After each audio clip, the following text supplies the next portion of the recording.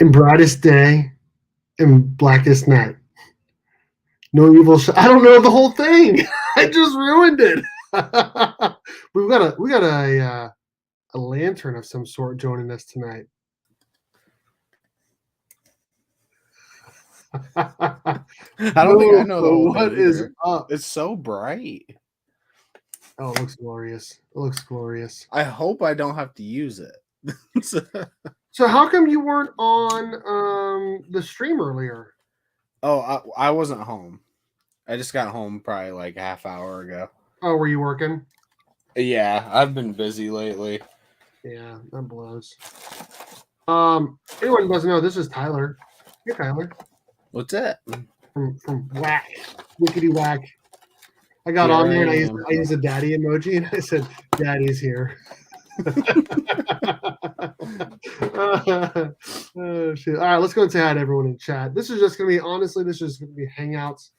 We're just gonna get to what Scott. watch some TV shows. I do have an unboxing to do. Ruby G, what is going on, sir? Yeah, we got a snow day. They canceled school tomorrow for me. I'm still waiting to see if they're going to cancel my daughter's or not. I'm assuming they are. K-State canceled classes, so I'm assuming my daughter's school will. They just haven't yet. Kudos to my school district for doing it early so we can actually plan for it. So, Flo Dameron, what is good, homie? Saw you earlier on Marks. Robert, hello. What's going on? I'm going to try to catch up here. Let's morph, brothers and sisters. Always got the morpher ready. I need to get me just the the Green Ranger and White Ranger coins. That's all I'm missing. Beckerman, what is good, sir? How you doing? You've been saying that so long. Go get those coins, man. I know. Dan, what is up, sir? Come on, Berg. Come on, man. Okay, let me try to redo it. Okay. The brightest day and blackest night, no evil shall escape my sight. I don't know the rest. I don't know it. I don't read enough Green Lantern. What is up, Justin Birch? How's it going? I'll take the lamest opening ever for 2000. How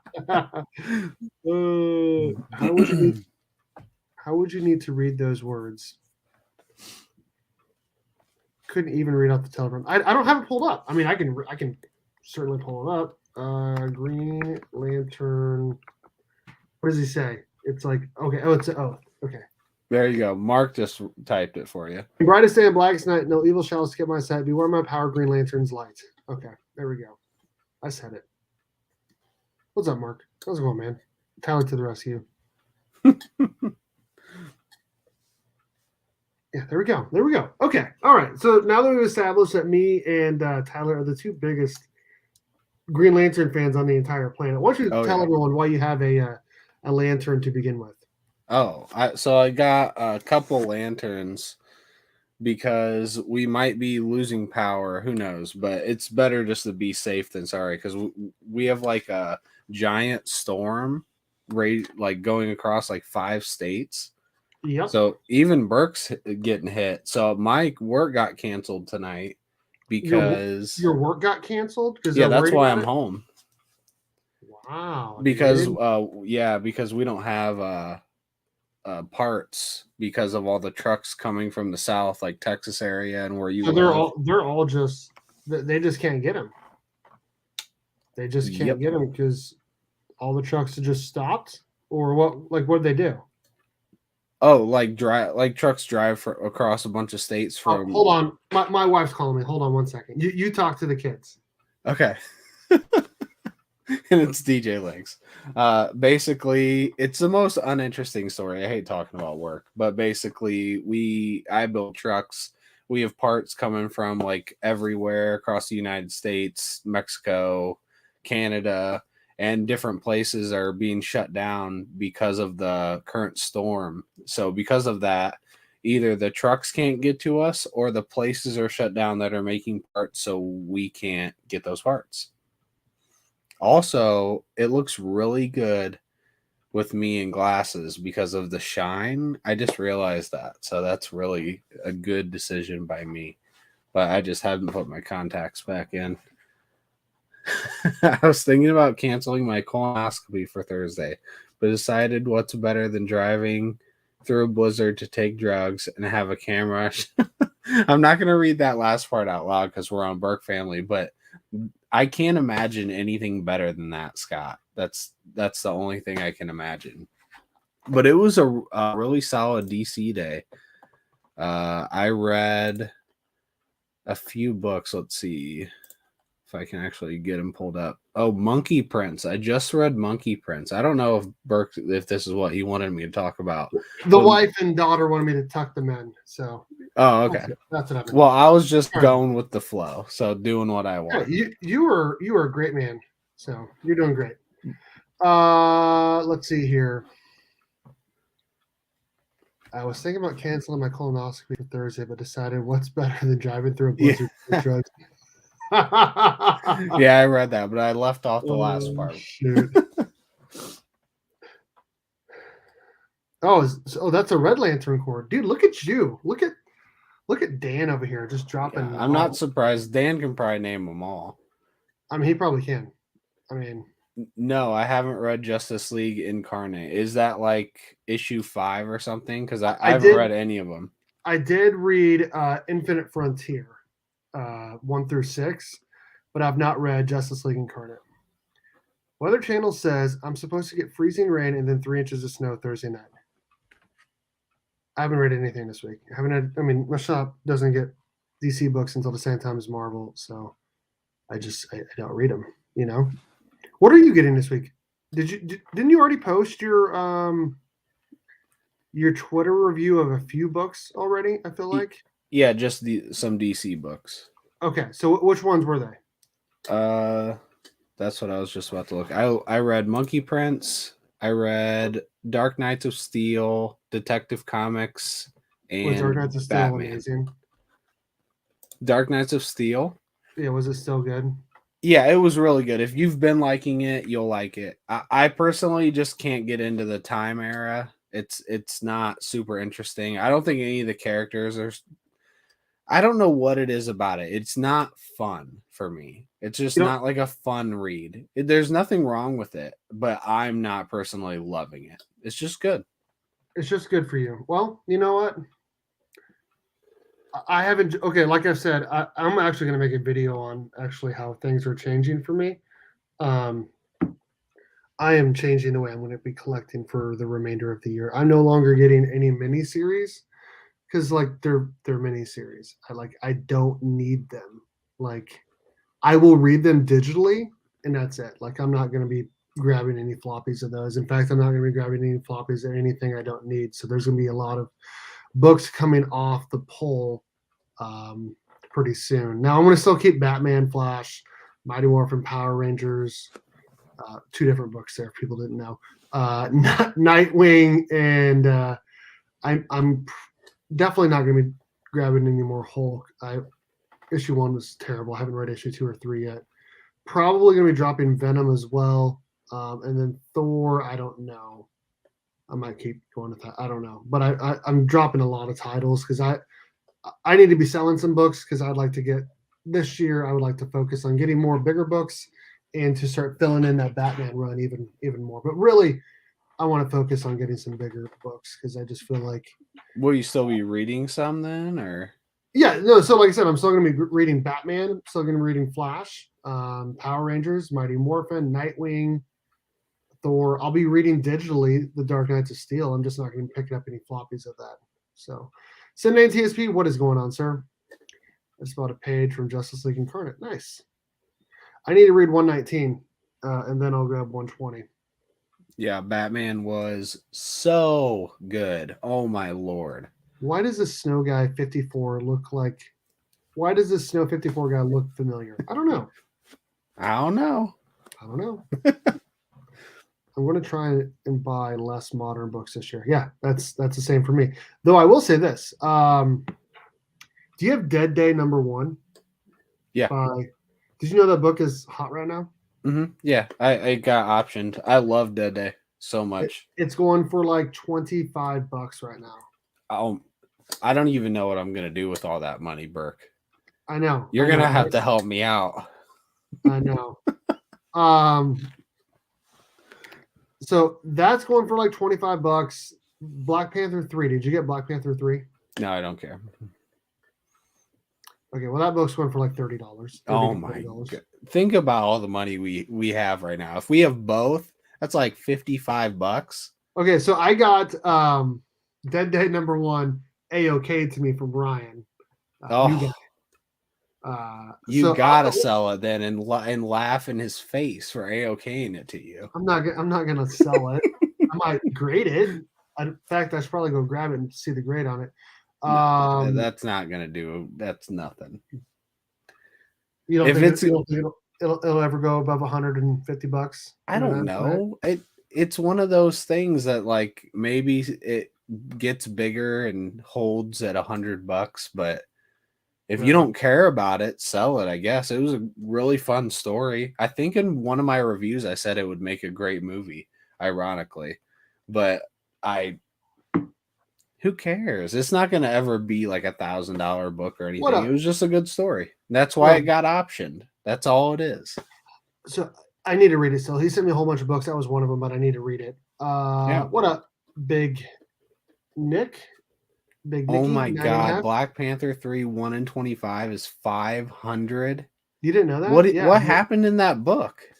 It's first appearance of like the person who's going to be taking over as Black Panther. So like everyone's speculating it could be the person who takes over in the movies at some point. Wow. So that's all. Cover A's are up to $50 when I last looked. Wow. That's insane. Bobby, what is up? Oh, I missed this up there. What's going on, man? How you doing, sir? Yeah. I mean, I can look real quick. Let me just pull this up. There was a bunch of books actually that I was looking at that have gone up that I have like all of them. What up? Oh, thank you so much for the $5. Dan always here for the super chats. Dude, Dan's the man. Amazing. Dan is the man. I need to buy him lunch next time I see him for sure. Yes. Hey, yo, here's my fee, Nick. Okay. All right. Let me go ahead and thank you so much for the $5 super chat, Dan. You are absolutely amazing. Everyone, make sure you guys check out Blue Hellion Comics. Great guy. All right, here we go. All right. So yeah, so Dead Day. Oh, I didn't type in a number. Dead Day #1 is going for like $25. 20 to 25, and then we were looking at Black Panther 3. This one's going for 40. And then here's a 1 to 25 for 5. That is insane. Actually, let's look at this. Hold on. Let's look at sold listings. And then we're going to look at highest price. What is the highest price someone bought one of those for? 625. Oh, best offer. Yeah, but that's all three of them. So you get cover A, cover B. Oh. So just a 1 to 25, someone paid $600 for, plus tax. Can you believe that, man? Would you pay $600 for a 1 to 25 that just came out? I'm just thinking like that just came out. You know, maybe that could be something one day. Who knows? Maybe that person knows something. But I could think of a lot of cool books.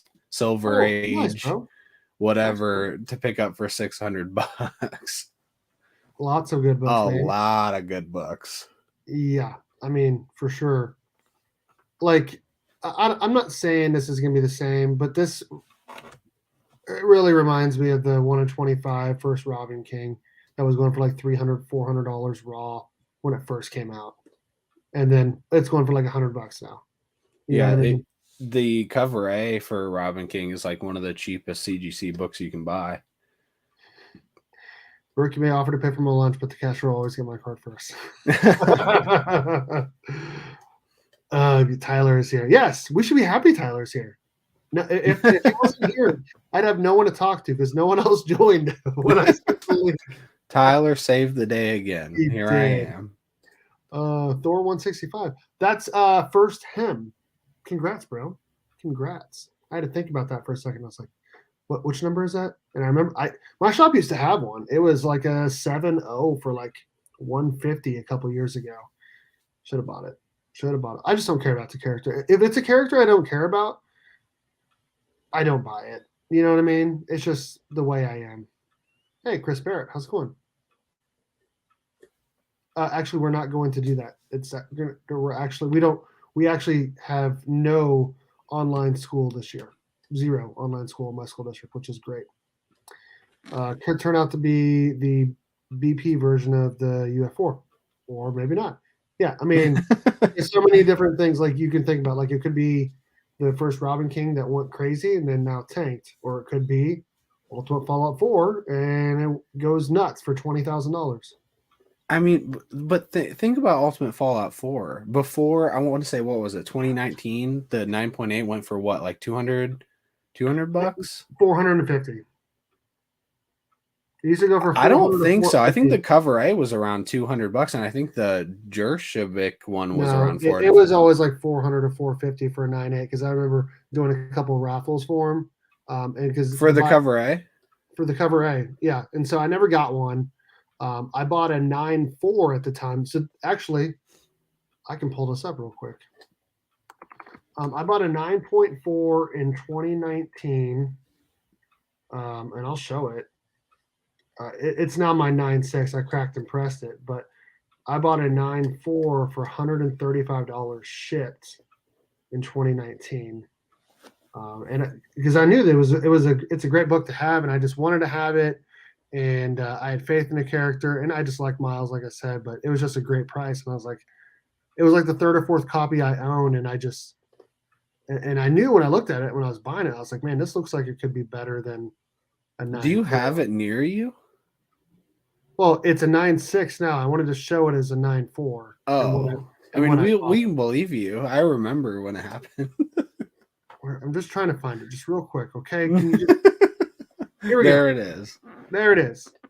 155 weeks ago. So that would have been when? February 9th, 2019. Right there. February 9th, 2019, I bought this bad boy for $135 shipped. Yeah, that's awesome. And it did come back at 9.6. Something for a 9.8, but what can you do? So okay, so let's look at this. This was after that movie had come out, right? After when? Into the Spider-Verse. No. Or this was before? Oh, it is. You're right. It was 2018. Yeah. So think about that. Like the movie had already come out, and this book cost that much money.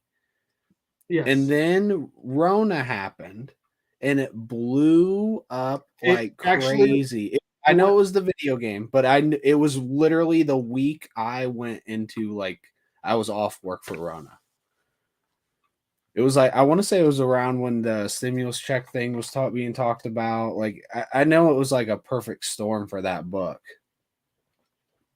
Yeah, I mean, it was the PS5 or PS4 video game. I think it was PS4 at that time. Yeah, it just blows my mind that like that could happen to a book like that where the movie was already out and it was only that much money. And then look at this Black Panther 3 where we don't know anything. It's obviously what it's spec, but like that technically is going for more than or as much as the Ultimate Fallout 4 was, like, what, pre-movie-ish? I mean, that's crazy. So to put this in perspective, before I bought that 9.4, I bought a raw copy. Now it was like VF for $25 at a comic shop. And then I sold that online for like double, for like $50, and I was super happy. Then I bought like a 9092 for like 75 or 80. But I wanted higher grade. So I sold that and I was like, okay, I want to get a 9.4 graded. Dang. And it's just, yeah. Tyler is the speculation demolisher. I don't try to be that, but I just like to think things through. That now I'm not even putting down this book. I just think it's crazy that the price is like, I think it's because stuff like the Ultimate Fallout 4 boomed, so people are trying to get it even if it's higher priced in case it booms like that. So I understand what they're doing. They're getting ahead of the big boom. So it makes sense to me. I just couldn't, I don't know. I'd have to have like a lot of faith in the character. Yeah. Or you could, what's up, Wheelchair Superior 87? What's going on, Kyle? Yo, Karate Kevin, what is good, sir? Tyler is the spec god. Here's what I'll say. So it's Hey, Steve, that's a nice bike, bro. Why did this book go up so much? The movie, I don't get it. We were just talking about that. It went up. First off, it went from like a 400 to 450 book to 700 as soon as that trailer dropped for the video game. And then it went from 700 to 1,000, and it stayed there for a long time, right? In fact, it was at 1,000 for a 9.8. We're talking 9.8 prices for a while. And I told Panda not to sell his, and he sold his in January of 2021 for $1,000. 2 months later, it got up to $3,000, and in fact, it's above that again. Last I looked, I think it's around 35. Hold on, let me just pull this up real quick. So if he would have just waited 2 months, he could have tripled his investment. He could have still got his $1,000 because he needed it for a computer, and then he could have got a 9.6 that was $1,000 and still made $1,000 profit as well. So, Ultimate Fallout 4. If you only knew all that, like Right, obviously we didn't know that was going to happen. One recently sold for four grand. Now, is that normal? Let's look at some of the other ones. 3,300 says 700 less just the day before. This one, best offer accepted the day before, less than 3,250. So I always feel like some of these ones where it's just a best offer accepted for 4,000. I don't feel like that's. Yeah, that's why you always want to go on the average, like 30-day average, or the last like few days. And 3,000 for a 9.8 on January 23rd. So it's going for around $3 grand to 3,500. This one's at 3,350. So it fluctuates between 3,000 and 3,500, I would say. What's a 9.6 going for now? But like I said, it just a couple months later when all the stimulus checks were happening, everything was going nuts. Wow. 1,300. 1,000. You still have your 9.6, right? You didn't give yours away. No, I'll never give that away. You were going to. Yeah, if we hit 1,500. Yeah, it was a short time. So. It was. It was a fun thing we did for sure. I'm happy we did that. Ended up being for a good cause at the end of the day too. For sure. Let's see here. No work for me because of my normal work schedule. Glad I have new comic book day off so I can choose my favorite variant covers. Dude, the snowstorm, I'm not saying you're not going to be able to get to the store, but I'm saying if you're planning on going to the comic book store tomorrow, it might be difficult because the snowstorm is closed. Well, I will say this. It is, if you look at the forecast, it's most of the snowstorm is actually south of Nebraska, and it's moving northeast like it normally would. So he might hit the tail end of it. So they might not get as much as Kansas is going to get and what you might get. Yep. I don't have to work tomorrow, and Tyler is not working tonight because I'm not. I'm here. I'm home all night. So I'm going to clean up some stuff and read a little bit. I just got done watching one of his videos earlier today at work. I kind of like to watch people's videos while I'm just eating or if I'm like working on a graphic for work.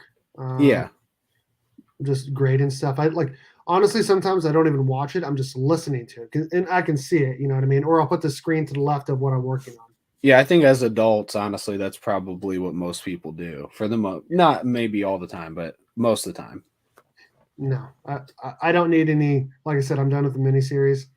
But if anyone's looking for it, hit up Chris Barrett. Dude, I'm doing well. Yesterday, I had a real bad headache, and today I feel tip-top. I feel tip-freaking-top. My LCS is closing due to the storm. Yeah, see? There you go. I think mine is, too. I'd have to double-check, but... I'm only getting 2 books this week, so... The spec game is essential to the hobby, but I got to be real. The spec-only people made me lose interest in buying stuff, besides my boy Deathstroke. I need to get a first Deathstroke at some point, too. He's not real high up on my list, just because at this point... there are other books that are interesting me more. And first appearance of him in a certain grade is actually pretty cheap. And we got another person joining us. Yo, what is up, Robert? How's it going? What's going on, guys? How you doing? Good. What's going on, Tyler? I'm doing good, man. I know what was it? It was Beckerman said that it's not all this isn't sustainable. I just like to look at like what is good. I think that's the one thing people need to look at is something good, because like I remember before Invincible came out, we had talked about many times like I said how good the story was and how deep the characters were. If there's something to invest in, maybe that's it. But some things have gone up, some things haven't with Invincible. But it's kind of like day traders versus long term holds. Like this Black Panther 3 is a good example of a day trader. It's like it could go up or down just by tomorrow. Sure. But Sure. my Invincible 1, I think in 20 years could be 10 times, not 10 times, maybe 5 times worth what it's worth today. Realistically, I really do. So I mean, so that's why, like I said earlier, I'm going to make a video on this, but I'm going to be doing more bigger books this year and less weeklies, because I want to. If I'm going to be getting books, I'd rather be getting blue chip keys that are going to go up in value. Now, what's the point of getting those?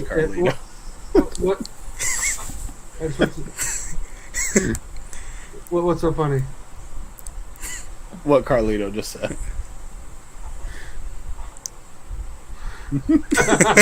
Okay, Robert, what do you think? What do you think about what Tyler said? Honestly, I totally missed it, so you guys are fine. He was just talking about like the weeklies and the books that are like the Black Panther 3. That's the hot book right now, and the Thor 20 and 21 that are hot right now, versus like the Invincible #1. He was saying that's a book that, I mean, that's real spec right there. That's a character that has his show out right now, with season 2 having probably the most hype around it in a long time for an animated TV show. And so that's a book. I mean, if you're looking to get something that's non-DC and Marvel outside of TMNT, I mean, that's probably one of the best books to get. I agree. I like, even this year, like, I'm probably going to cut down my new books a lot just so I can start getting back into the back issues of it. Like, there's been a lot of runs I've been wanting to complete, like my new Teen Titans run, just stuff like that, back into it, to getting into the older stuff. Yeah, I think Miles is a good one too, though, because like not just Invincible because it's indie, but long term Miles. Like, what in 20 years? How many kids today like Miles that aren't in the comic community and aren't buying big books? You know, like this is going to be a long term huge boom. Oh, what's up, Lee? Give me 1 second here. Oh, there it is. What are you looking for? The Ultimate Fallout? Oh no, it's on the wall. It's up there. Oh, okay. You can't really see it because the stream, but it's No, there. we can't at all. But I like when people point at things that you can't really see. So I'm actually looking for another one of these, and I got the other cover too, because I was gonna keep one and put one in the Burke box, but because they're going so crazy, I kind of want to just keep one of each and find another one to put in the Burke box, because I'm a hoarder like that, like Scott. Just put the cover B in the Burke box, because the cover A's are always the one people want. Yeah, I guess so. I could. That really is what it is. Like, long term, look at the cover B for Robin King. That's negligible. No one cares about that cover. What up, Lee? Nice to see you on the live stream earlier today. That was cool. With Tylox and who was the other one that was on there? Ignacio? Iggy. That's right. But yeah, I'm gonna make a video on it. I'm gonna try to get less weekly books and try to save and sell and try to get some bigger books. Like, if I'm being completely honest, the book I'm looking for the most right now is Brave and the Bold 28. I'm trying to get my first appearance of Justice League. Now, that's not a book that I'm trying to get because of spec wise, right? Like, if I was gonna spend a similar amount to that, why would I not just get like a giant size X-Men, right? Or something X-Men related, right? Because at some point they are coming to the MCU, so those would be books you'd want to get because of spec that you could make more money on. But here's the thing, I also want to like them. You guys know me, I'm not an X-Men guy. I don't own a single I might Yeah, own I'm like not either. I might own less than 5 X-Men books in my entire collection. Like, I don't care. I've seen the movies. Yes, I like the movies, or I actually don't even like them that much. But overall, I'm just not a big X-Men guy. I'm just not. I'm more of a DC guy. I love me some Justice League. I love the Super Friends TV show as a kid. Loved it. Watch it every night. And that's why I want that first appearance. And that's the book I'm looking for the most right now. I'm trying to get into 1.0 to 2.0. So obviously the smarter decision would be to get an X-Men or GSX or something like that, but I want to get a book that I also enjoy. So that's why I'm looking for that.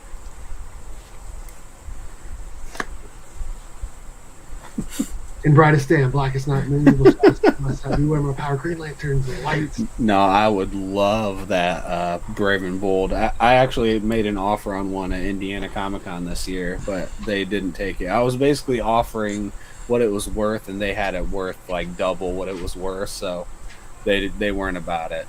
I don't know what they were doing with it sitting on their shelf, just showing it off, because they were never going to sell it for that price. What was the grade? It was like a 2. See, I want to. So, what was the price on it? I don't remember. $2,000, I remember 2,500. What'd you say? 2,000 to 2,500. I think they had it priced around 38. I know it was like over double what it was worth, or almost double what it was. They worth. have it, man. Like you go to shows, everything on the wall, they have sellers FOMO, where like they want to they don't want to be that guy that's like, okay, I sold a 8.0 Spider-Man 300 for $300. I want to sell it for $1,200 because that book's gonna just keep going up over time. And but like that's not what it's going for right now. Like I get like not wanting to be like, okay, I could have kept that and sold it for more later. I totally get that, but like at the same time, no one's gonna buy that right now at that price. No one is. Speaking of Brave and the Bold, Brave and the Bold 28 First Appearance Justice League is what I want. That's a book I'm looking for the most right now. TMNT 1 as well, but I also think that book is still going to be going down even more because Last Ronin is ending very soon. Oh yeah, I'm gonna wait on that because I think it's gonna go down even more, and that's when I can buy it. Maybe Panda will send you his. His was A-okay'd by Bobby De La Guerra. I know, man, that was amazing. Yes, it was. Yes, it was. I want to get this. I would like to upgrade the grade on this at some point. And if I don't, that's okay. I can just put it next to the first Justice League. But first appearance of Teen Titans, I gotta have that right next to the first appearance of Justice League. But I'd like to have this on like a 7.0 to 7.5 because right now, I mean, it's first appearance of the Teen Titans. Like this book is selling like 300 or 350. Like that's super affordable compared to where I think the book should be. Like. How is a mid-grade first appearance of the Teen Titans only $300? Like that's stupid. Okay, how much is that? You said that's 300. The one you're 300 to 350 is graded.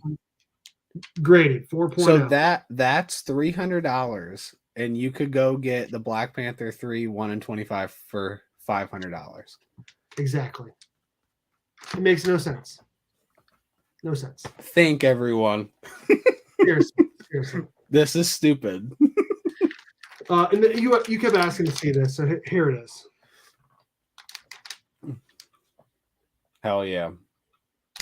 We are 9.6 UF4 bros. Are you ever going to grade yours, Robert? I want to. I know because I have 2 in my PC right now, so I've been wanting to do that. Just grade those. Man. Yeah, I am. Because I remember at one time I had 4, and I regret selling the first 2. How much did you sell them for, if you don't mind me asking?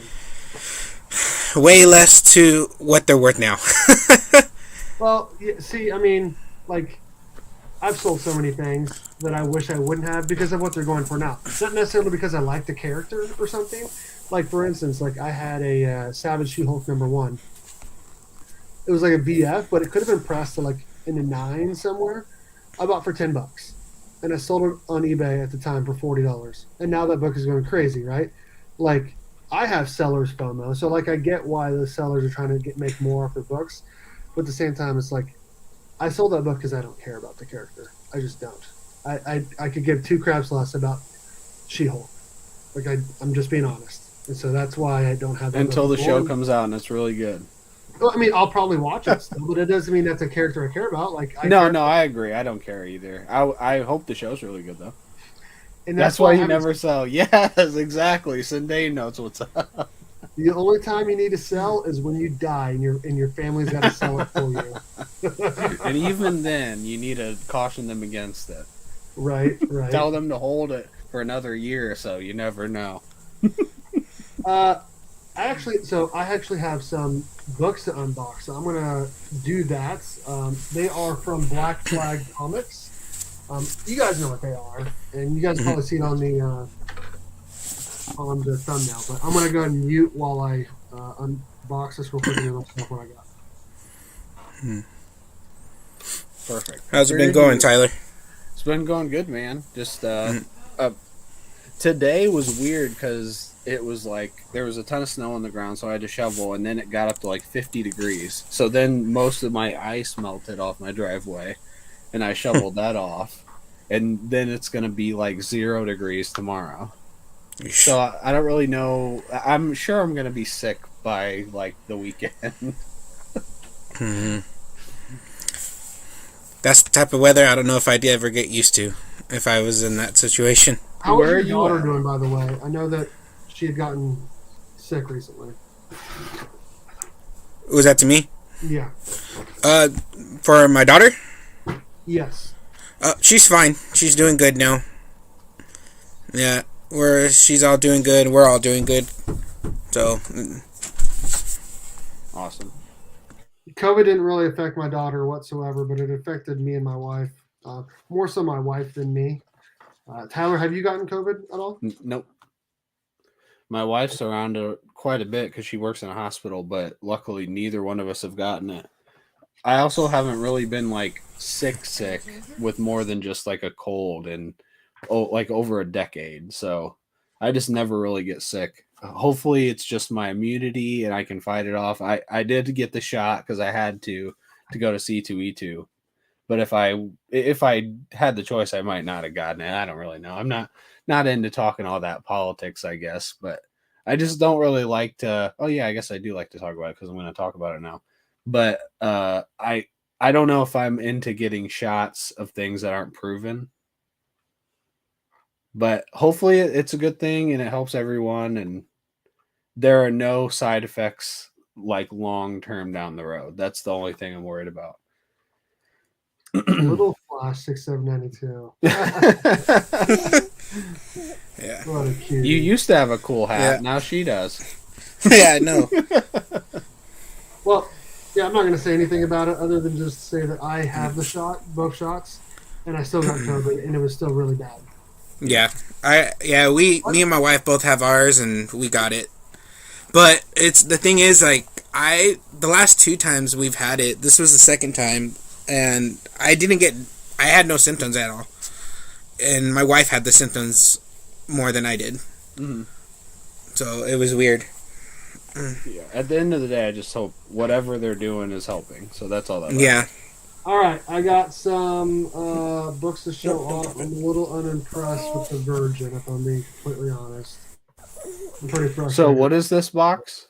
So I got this from Black Flag Comics. This is a recent Clayton Crane book. Silver Surfer Rebirth #1. Now the trade dress is a crispy clean copy. This is a 9/8 candidate all day long. But I mean it's got the what up, Dan? Hey, not much. Oh, how you guys doing?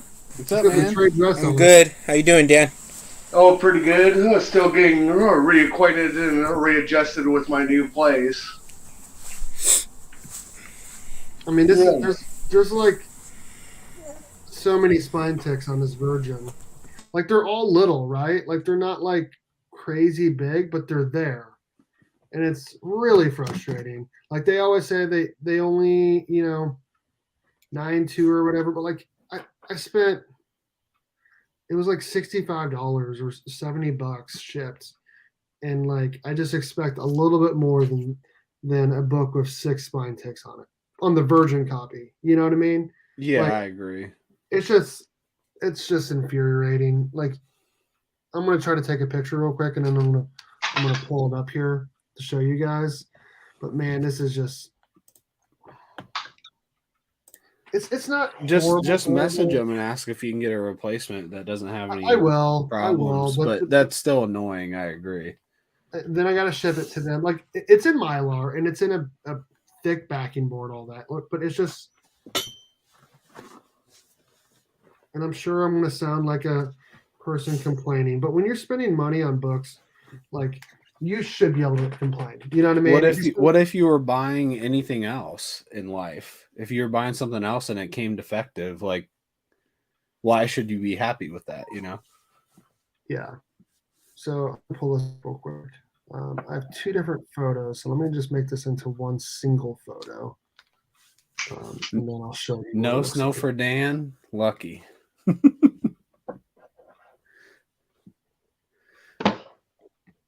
I'm just annoyed. That's it, you know.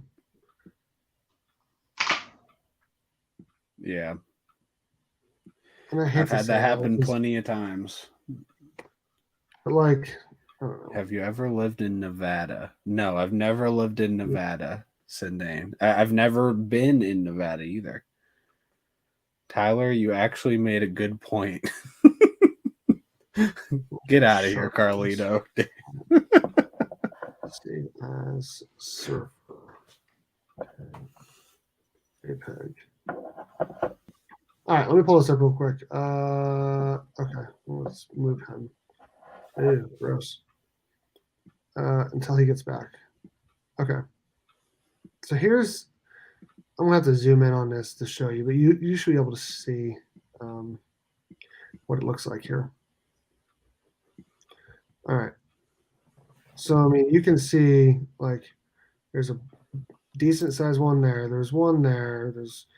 There's one there. You know what I mean? And it goes down. Yeah, there's another there's one. Another one there. I mean, there's multiple there. There's one there. There's one there. Like there's one there. It's just like, come on, man. There's one there. Just do better, dude. Like. Yeah. Frustrating. So I'm gonna send him a pic, and you know, the last online retailer I bought from, or I emailed, I sent them 6 emails and it didn't respond to me. So you guys know all about that.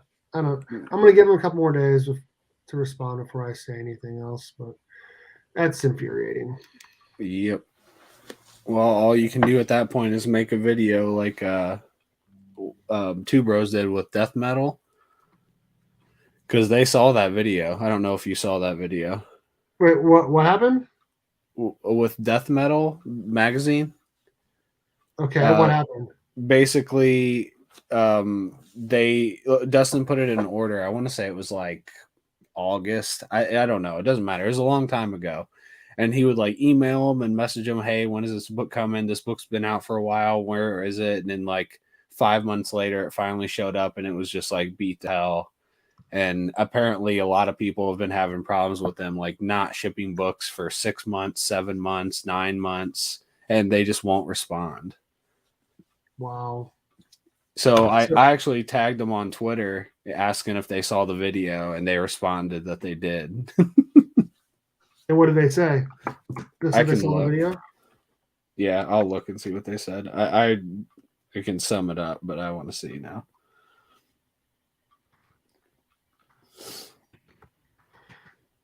I'll finish this email when I'm not live, but I'm pretty. That's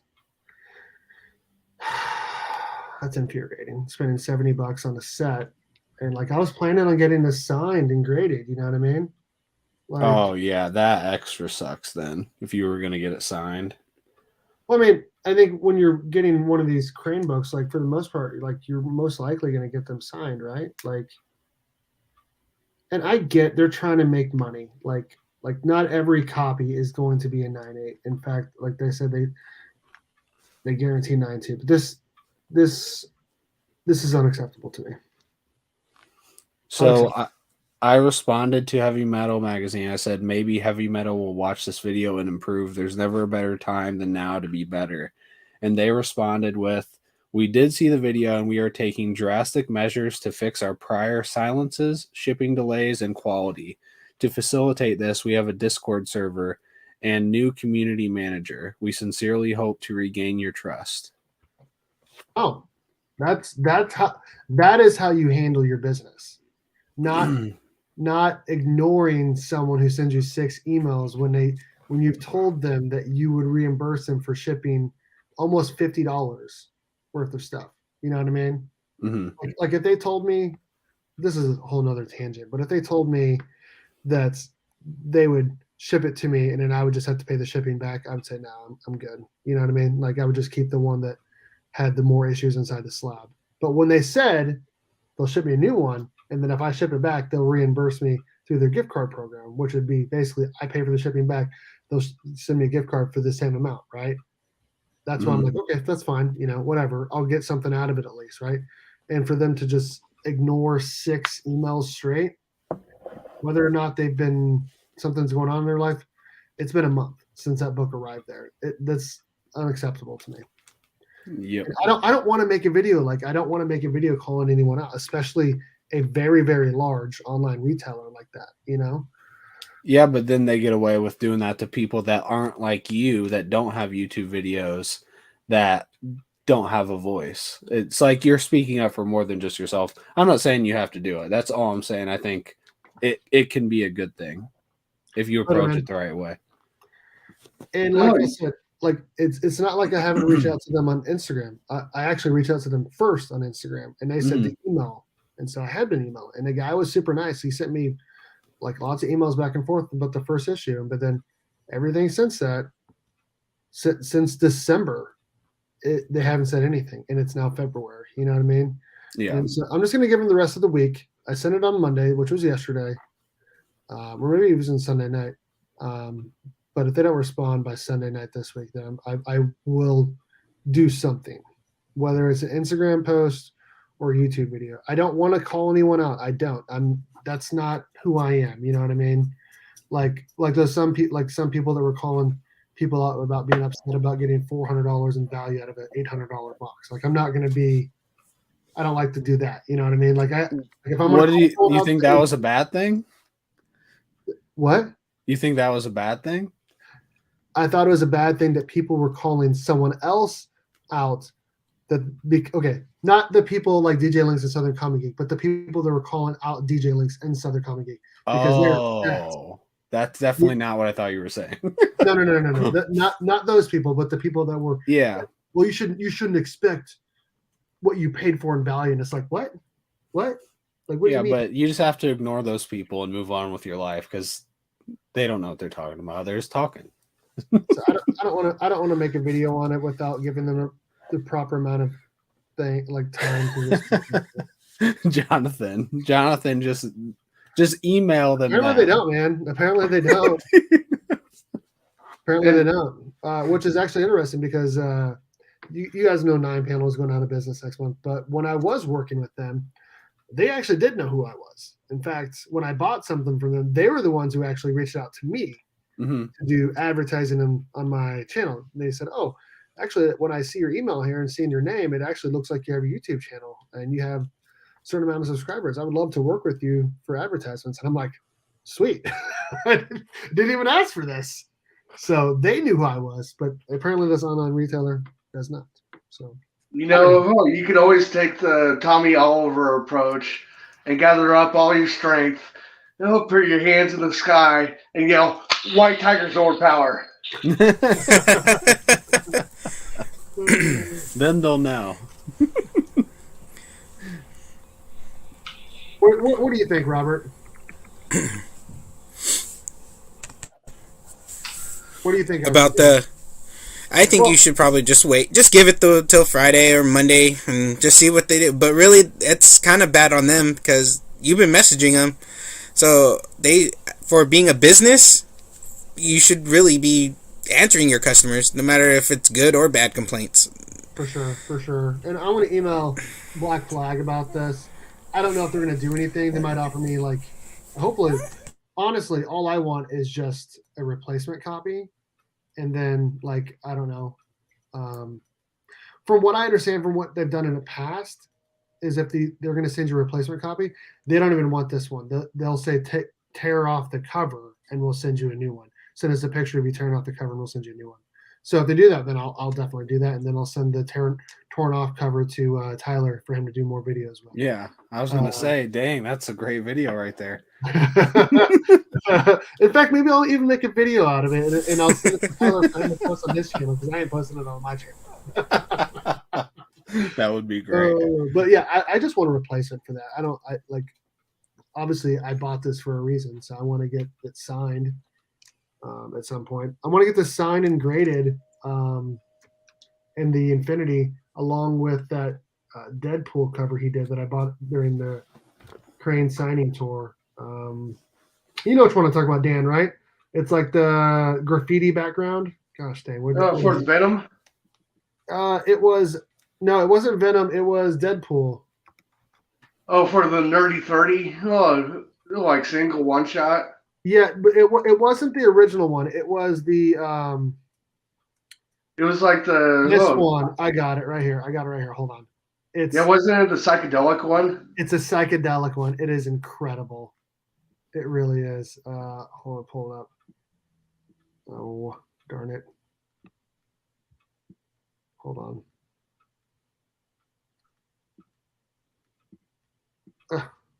It's not saving. Or it is saving, just not as the correct image type. Let's try this. Don't you hate that when you try to save something and it's like a web page image instead of a JPEG? All right. I like when I save stuff and I have no idea where it's saved to, and I was like, well, that was worthless. So this is the other one I want to get signed and graded in the Infinity. I've seen that one. It's just amazing. Like in person. That's a nice cover. Yeah. It's absolutely gorgeous. So I want to get that one and then this one signed and graded this year or next year. I'm still waiting on my last two. My Wolverine 8s and my Venom 200. Good. I'm sure they'll do something. I'm sure they'll do something, especially when I send them a picture that has that many spine ticks on it. So. And heck, honestly, I can't wait to get my War of the Bounty Hunters back from CGC, since 2 of those 3 were murder segs. Yeah, absolutely, dude. Absolutely. And you and I were talking, whenever they come back, we're going to do a live stream together unboxing our stuff. Yep. Nice. And from that day, I still have that Power Rangers TMT book that we all signed. Where is my signature on there? I don't even know. I have not heard, but I assume he will. I can message Austin. Shoot, I hope he does, because I would like to get one of my books I have signed. I actually got one for Christmas. It's the Mighty Morphin Power Rangers 48, the Crane one. Oh, yeah, the Red Ranger and Gold Ranger. Yeah, with the Red Omega Ranger on it. So I would like to get that one signed. That's the one Mark just got, right? Yes. Mark just got That's the one Mark just got. Yeah, I really hope he does another signing tour. I don't know if my shop's going to do one with him or not. So I might have to wait till he goes to CGC again. But regardless, I'm going to send in some books for sure. Speaking of sending in books, I sent in some books for that TMNT Last Ronin signing. And they have yet to even go to the post office to pick it up. So I'm a little worried about it. But I did call CGC and I said, hey, it's supposed to be there on Monday. You know, it's going to be okay. And they basically told me that, yes, it will be. But who knows though, you know. Hopefully it is. I think it'll be fine. Because on their website it says they are now opening packages from January 10th, and it's been saying that for 2 weeks now. So maybe they just haven't updated the website. I don't know. I think you're fine. I really do. Hopefully. Because technically, if it's at the post office waiting for them directly, then technically they should honor it. I agree. There's no. Yeah. It's not that late. It's not like it came a week late. Like it's there, you know. Yeah, and if they haven't picked it up, that should be on their part too. Like, if you know something's waiting, go get it, because you know a customer has something that wants to get signed. I just think that they're still, even though they have more employees and are charging more, I just still think they're so far behind of where they need to be that I don't know if they're ever going to get caught up. Putting my tracking. Oh, it was picked up today at 5:00. Well, there you go. Delivered, individual picked up at post office. 5:03 p.m. So it should be showing up pretty soon, hopefully. Yeah, I did. I mean, I wrote KE/BB, which is Kevin Eastman, Ben Bishop, 1,000 times over. I wrote Last Ronin signing on it like twice. I drew two turtles on the box. Like I did the whole. I went way overboard. It's so Morphin time. I didn't do that. No, I did do turtles. No, I didn't write as Morphin time. I did not do that. Beautiful. So, what is everyone looking to get this year? What are some bigger books you guys trying to get? Like I said, I'm looking for Brave and Bold 28 right now, and then I mean, when I say right now, I mean I'm scanning. I need to sell some stuff on Whatnot, which I might be doing my first Whatnot sale tomorrow. We'll see. Oh, sweet. What time? Middle of the day, hopefully. Okay. Because I don't have to work, Oh, yeah. I might be doing that tomorrow. I don't know, but like I said, I need to sell a whole bunch of stuff so I can buy that first appearance of Justice League. What are you guys looking for right now? I'm probably looking for Brave and Bold 28. No, I want a Stan Lee signed book. That's like number one priority for me. And I don't really know. Book? No, I don't. I just want it to be a cover I like, basically. An older book would be better, I guess, but at this point, with how expensive they are, I'm gonna have to be lenient. So as long as it's a cover I like and the price is right, I'll probably get it. So so it doesn't have to be a Secret Wars 8 or ASM 252 or ASM 300, Nope. or even higher than that. It can be anything. So Anything. So let me go see if I can find something on eBay, and I can tell you what like. Yeah, I've been perusing and I found some decent ones. Look, Dale's in the same company. He's looking for one too. Well, great, Dale. We'll be fighting it out on eBay. No, I'm really looking for the one that like calls to me. It's like sure. Since I am more open, I'm not looking for a specific book. I'm kind of like, oh, that's the one. Like I was actually recently looking for a McFarlane and I found it. I'll show it. I haven't shown it to anybody. Good.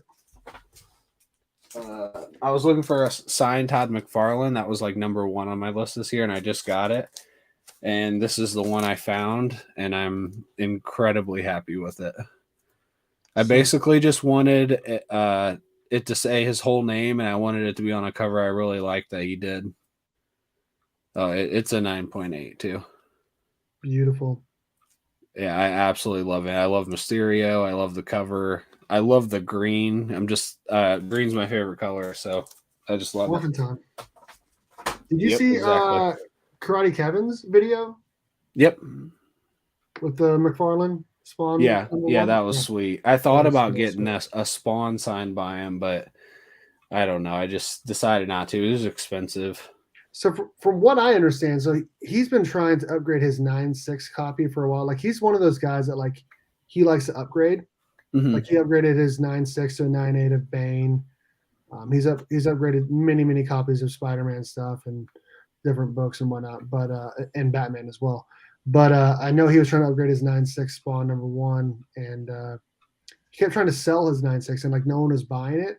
So then he went out and he bought like a bunch of not Spawn, I think it was Swamp Thing CGC books, and he bought all of them at like a great price, and then he flipped them. He sold them to Mint Hunter Comics. I'm sure you guys have heard of, huge channel here on YouTube. He's got like 10,000 subscribers.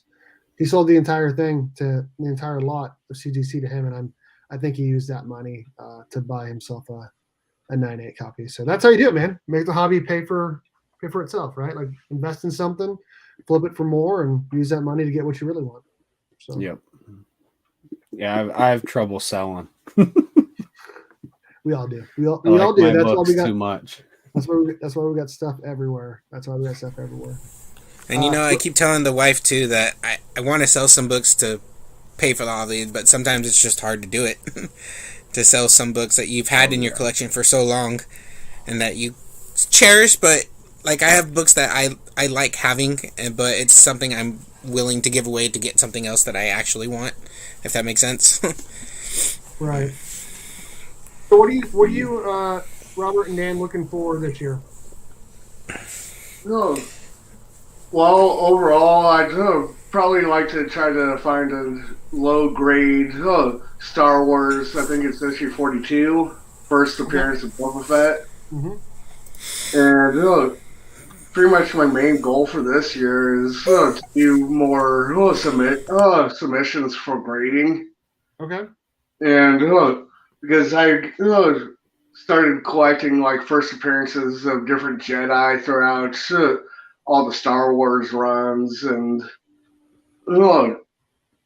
it just seems like being able to get those submitted will help me more fine tune my collection and also help me step up into bigger books down the road.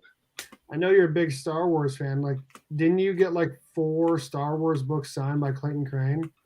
3 of them. It was the 3 versions of the War of the Bounty Hunters that he did. Okay. And planning on submitting this to CBCS for their verification signature. Wound up getting to meet wrestler Jeff Hardy a couple weeks ago. That's right. And he wound up signing this copy of WWE number, I think it's issue 4 from the Boom Studios run. Right. That's awesome, dude. And that'll be one of the submissions that I make probably in the next month or 2, just to see where things are at. Somebody's here, Bert. Sorry, I don't have the window only open so far, so it only showed the top row. You were on the bottom row, and I couldn't see it, Rob. That's my bad. Yeah, that was why. That's why. You were sitting in the back for 2 minutes. No, that's 2 minutes from when I finally decided to hit knock knock. And then that's why I wasn't trying to be rude or anything. No, I understand how it is. You don't like me anymore. That's fine. That is not it. It's exactly it. You're planning to bring on Pokemon cards now too on Slap Up. I was gonna say, I'm surprised you joined when Mr. Pokemon himself is on the live stream. Yeah, that's all right. Oh shoot. If anyone that hasn't checked it out, Rob did like a 25-minute video of a whole bunch of Mystery into Space books. So if you like sci-fi stuff, go ahead and click that link over there. That was just what this Monday's mail call. No, you don't even have to like sci-fi stuff. Like, I've never been interested in those. That was so fun to watch. Yeah. Those were awesome. Yeah, the artwork on some of those covers is just so. If you grew up liking anything sci-fi at all, movies, TV, whatever, some of that atomic age stuff, the bubble helmets, the jetpacks, the ray guns, the freaking rockets. The crazy way that they had some cool rockets. Oh, the rockets that look like freaking hot rods, and then you got the the weird outfits that they thought were like practical for space. I got a bubble helmet on and have short sleeves and shorts with knee-high boots. It's just nuts. How's it going, everybody? We're doing what? We're talking about. How you doing, Rob? We're talking about what books we want to get this year. We hadn't gotten to Robert yet. I think you are. What are you looking? What are you looking to get this year? Bless you.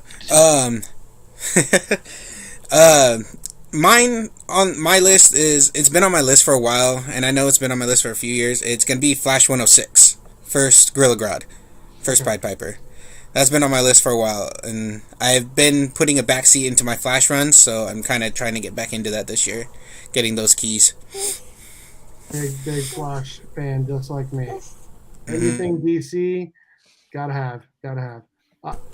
Before I get to the next person, Rob would actually be next. I'm just gonna tell you guys what I sent to Black Flag Comics. about this virgin that I showed off. Bleep out the cuss words, please. I didn't say any curse words. I said, hey, I'm just emailing you about my copy of my Silver Surfer Rebirth #1 Clayton Crane Virgin variant. I bought the set from your site, and I appreciate the quick shipping and packaging with the Mylar. I have met you guys on the road tour a few times, and you guys are amazing. I was just emailing you about my copy that has like 7 spine ticks. I know you guys don't guarantee 9.8s. I was just hoping for a nicer copy since I paid $69 for the set. There's a picture below. My trade dress is a beauty and a 9.8 candidate. I was just hoping to get my Virgin replaced if possible. Thank you. And I put my order number, my name, and the pictures. So we'll see what they say. Yeah, I usually do something similar. When I with like KRS, who does a lot of the same covers, right? When I've had occasional issues with books that come in, and I'll write something very similar along the lines of, "Hey, I understand that you guys only guarantee this. Great." And what I'll usually say, "Hey, I like to submit some pictures and see if somebody could evaluate them. I think that I believe that this is a little bit worse off than what your standards are, and if you could just take a look and let me know and verify." And every single time, I bore Burke. That's the second time today. Where's Kyle? Where's Kyle? And get to the point, Rob. Get to the point. You said every time that you send an email, what do they say? Every single time I've sent the email and I've said, here's the pictures. Would you evaluate and see what you think? Every single time they've said, you know what? We'll go ahead and send you another copy. Just go ahead and keep that one. Because I'll volunteer. I said, I'll send it back if you want, or I'll destroy it, and I'll ahead of time, whatever you want to do. And they've always just come back and said, hey, you know what? We're happy to go ahead and keep it, and we'll send you another one. And we're sorry. I mean, honestly, I would prefer them to tell me to not destroy, because then I would just throw it in a Burke box. You know what I mean? And every time they've never asked me to destroy it. They've always said, go ahead and keep it. But I know the Black Flag Comics has asked people. Yeah, it's a little bit different company. So I get that. If they tell me to, then I will. You know what right. I mean? I just want a nicer copy. So. Yeah, I even did it with Mike Mayhew recently on a book that I got that was less than stellar, and I said, hey, could you take a look at this, because it doesn't seem right to me? And they said, nope, you're right. I just remember looking at this cover, and I was like, yep. Got to have that one. You know what I mean? Like it's just, sometimes you just see a cover and you're just like, yeah, I got to have that one. So, and this was one of them. And I'm not a big Marvel fan. Like, you guys know that, but it's just like, ooh-wee, my goodness. Just an awesome cover. Awesome cover. Rob, we were going to get to you next. You talk a lot on your channel about what books you're looking for. I think you have like 500 books, you say, out there being graded by CGC or CBCS. 250 or so are at CBCS. Okay. Yeah. Okay, and I know you just did some mystery boxes. I watched DJ Lynx's. Is there anything that you are looking to add to that massive, beautiful comic book wall behind you in 2022? I haven't, this year I didn't nail down and say, hey, these are my goals to go after, because last year I did that, and then I became fixated on them, and 3 months in I was done. With that, right? So I've decided this year I'm just going to kind of go a little bit more with the flow. There are obviously areas that I look more in. I am always on the lookout for the last few remaining ASM books I need for my run. But at this point, I'm really just kind of waiting for somebody to almost practically be selling a collection that they don't know what's in it or something, because we're as Tyler knows, we're in the expensive range, even for dirt cheap books, right? Yeah, I wouldn't say I'm looking for too many ASMs right now. I'm trying to like I was picking and choosing. You're going for a straight run. I'm not. Yeah. I was going looking for a straight run, but for right now I've kind of tabled it because it's just such a hot set of books right now that reacts at anything. So I got to let it cool down for some of these books. So that's why I kind of switched over to my Mystery in Space run. There, not only is it DC, but it's a lesser DC title, and it's a book. It's a run that is less expensive significantly. Although I've been looking at a few of the books, and some of the early run is pretty pricey, and that's right. I just picked up the first appearance of Adam Strange. Oh, it's just off camera, huh? Oh. So I just picked up the first appearance of Adam Strange. Oh, that's right. My friend Showcase. Devin had that. I was showing you cool. that. Yeah. That's awesome, bro. Yeah, that's cool. So, I mean, it's one of those pricey books, but it's even in low grade, it's pricey. But what are you gonna do? I probably wouldn't mind swinging back towards some of my.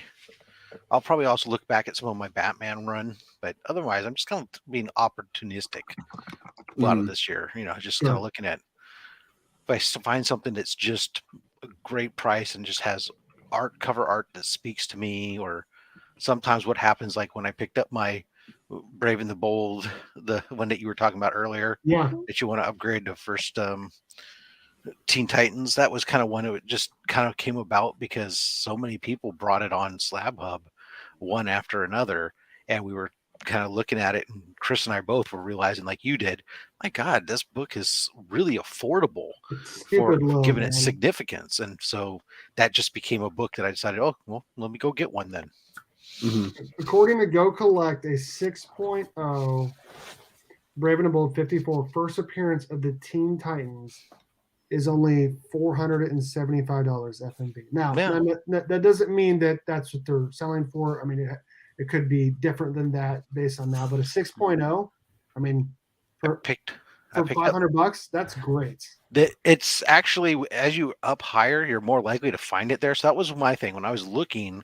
Initially, I was like looking at like a 4 or something around there, and I found that those books, everybody was asking way, way over what the actual average selling prices were showing you and what FMV was.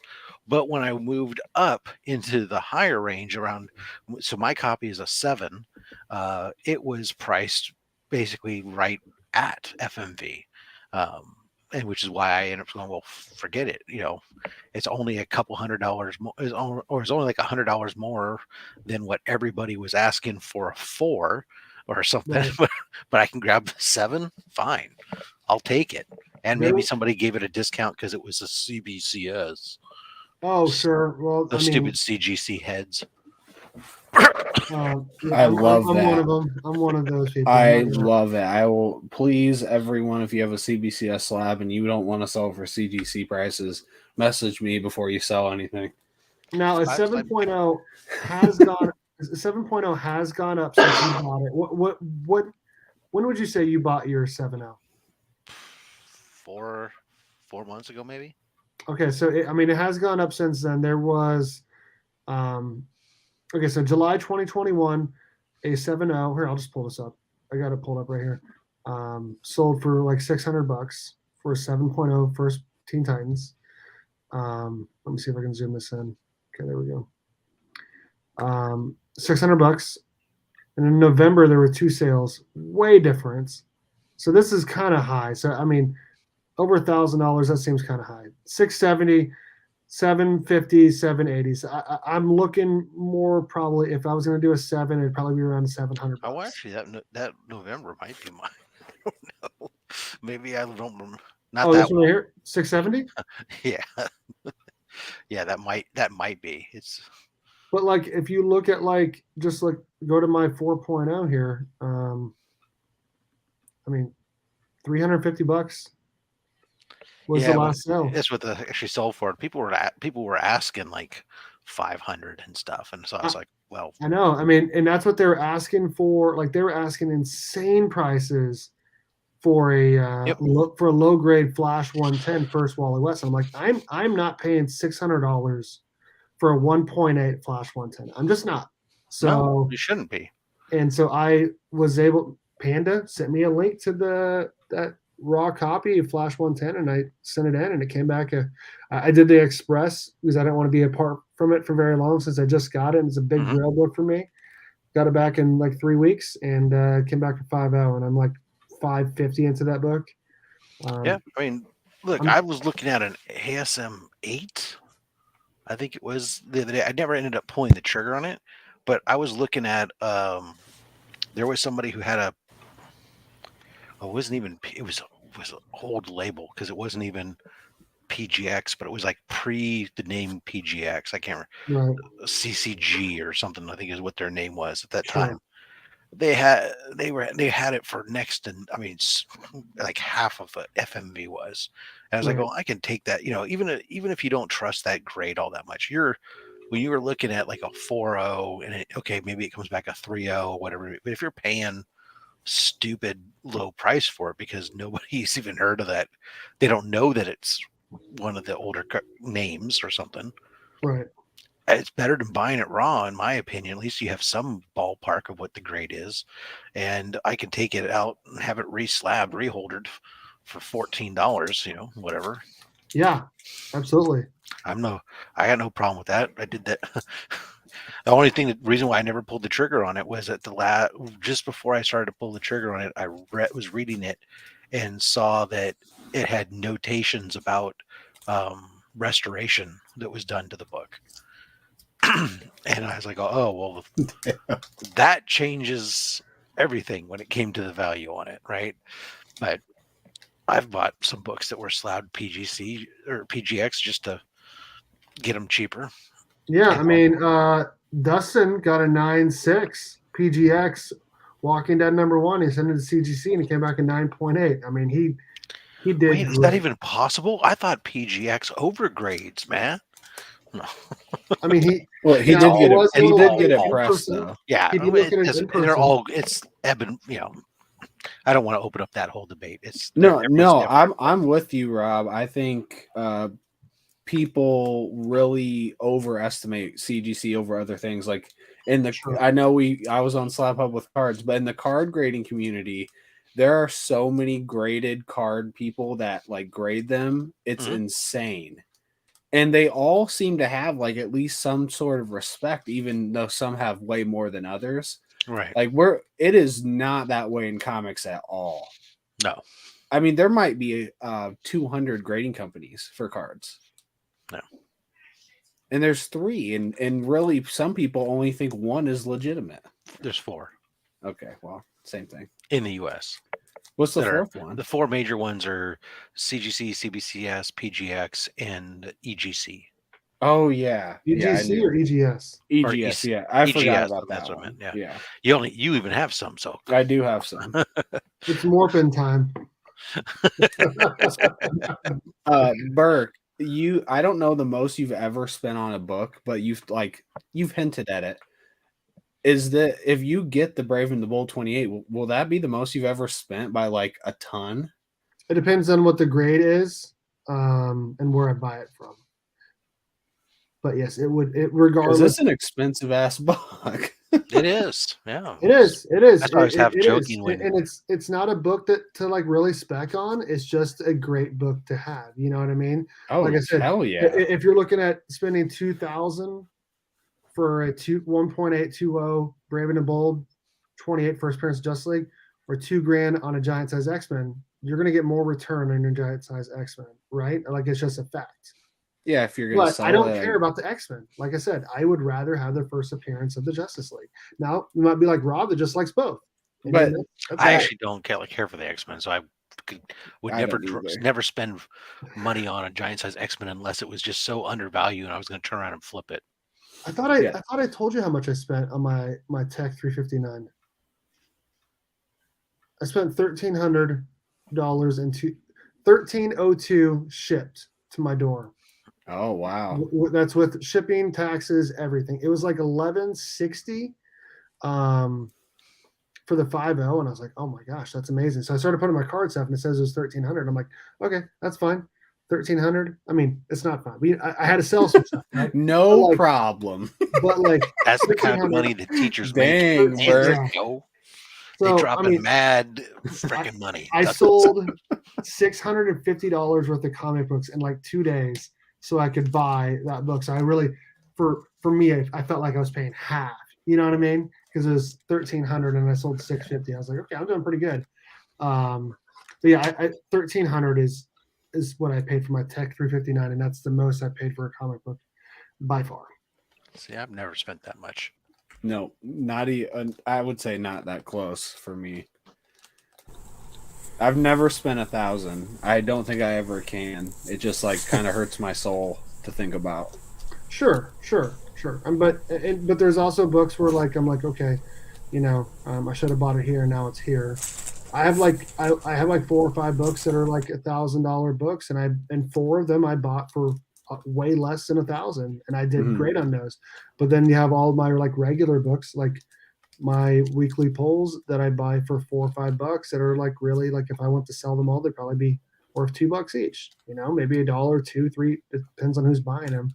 So like overall, you're doing probably right around where you would. I mean, if you're buying just keys over time, obviously you're going to make more money on just buying keys, and that's kind of why I'm looking to sell a bunch of my just regular issues to just upgrade to just some bigger books, because I want to have bigger books like Rob there with this whole wall. I want a whole wall of keys. That's what I want. But I still haven't spent $1,000. Yeah, and and I don't know if that book has gone up anymore. I'm assuming it's right around what I paid for it. But that's a blue chip key that I feel like, I mean, even if it doesn't go up, like I'm not going to sell it anytime soon. So over time, it's just going to do great. But I mean, the reason I haven't is because a lot of what I either got at the right time, sure, or I've gotten a grade where at a price that I was willing to spend for it, type of thing.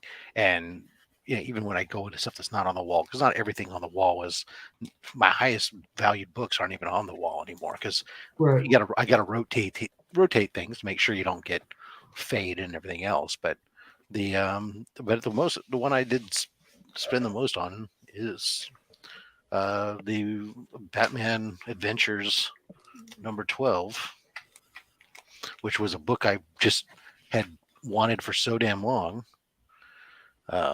And I had like every possible con reprint and everything else in the world. And finally I said, you know what? Okay, I got to pull the trigger on this one. I managed to do so. Well, it was still below the $1,000 mark. Now it could use a major cleaning. The case.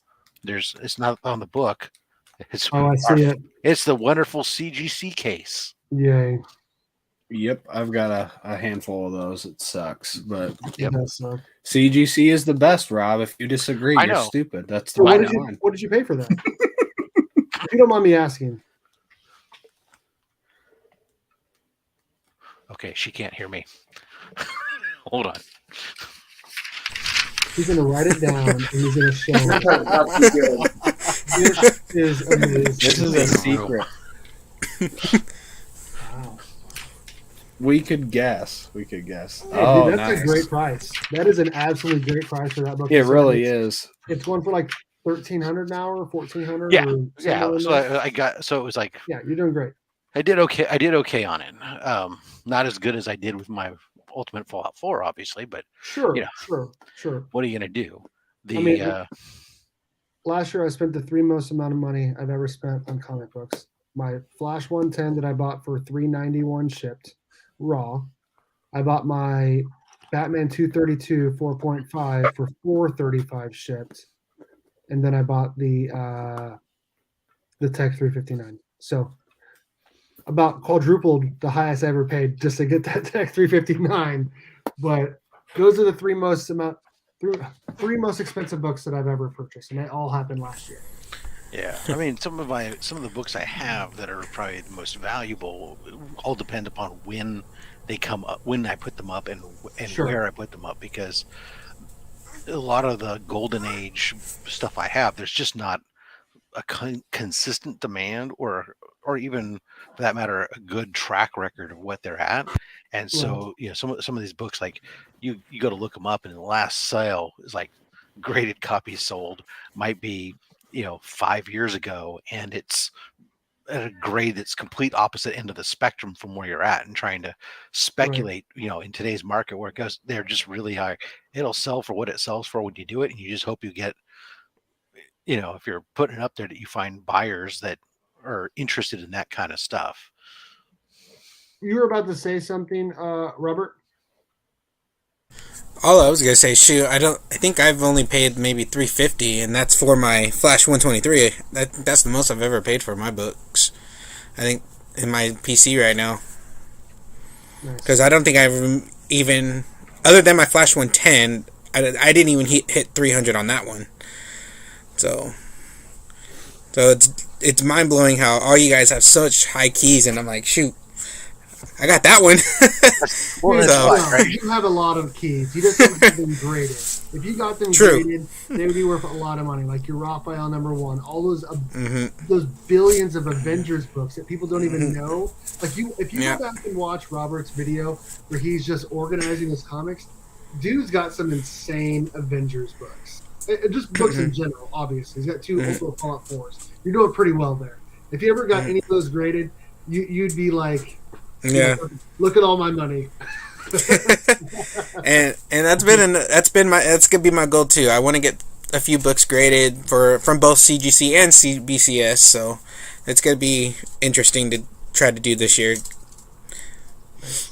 Nice. You should definitely do it, man. You should definitely at least send in like 5 books, 4 or 5 books to CGC, and wait the 6 months, 6 to 9 months or whatever, and spend $150. As long as you don't have them pressed by them. If you want to have them pressed, it'd be more than a year. So I mean, don't do that. Yeah, so just send them in. Wait the time.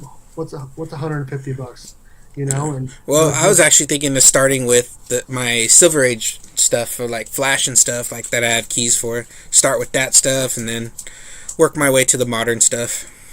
Robert does have keys. He's got 2 keys. He really does. Like honestly, I remember watching that video, and like he's showing all his stuff just in like the regular boxes, and I'm like, man, he puts my sugar box to shame. Well, Tyler, you were the one who was asking me how much I spent on a book. Or do you want to reveal yours? And I assume it's an ASM 50. So I think I've gone over $500 5 times. So typically books I get, I try to stay around like 300 or less. And that's seldom, but I think the most I've ever spent is the ASM 50, and I got it for 900. And what's the grade on that? 4.5. I think it goes for a little bit more than that now. I want to look real quick. There's been a spike since, which is why I pulled the trigger on mine when I did. It was happened to be like the day the reveal. I remember that. So what did you say you paid for it? 900. Yeah, that's right around what it's going for. You said it's a 4.5? Mm-hmm.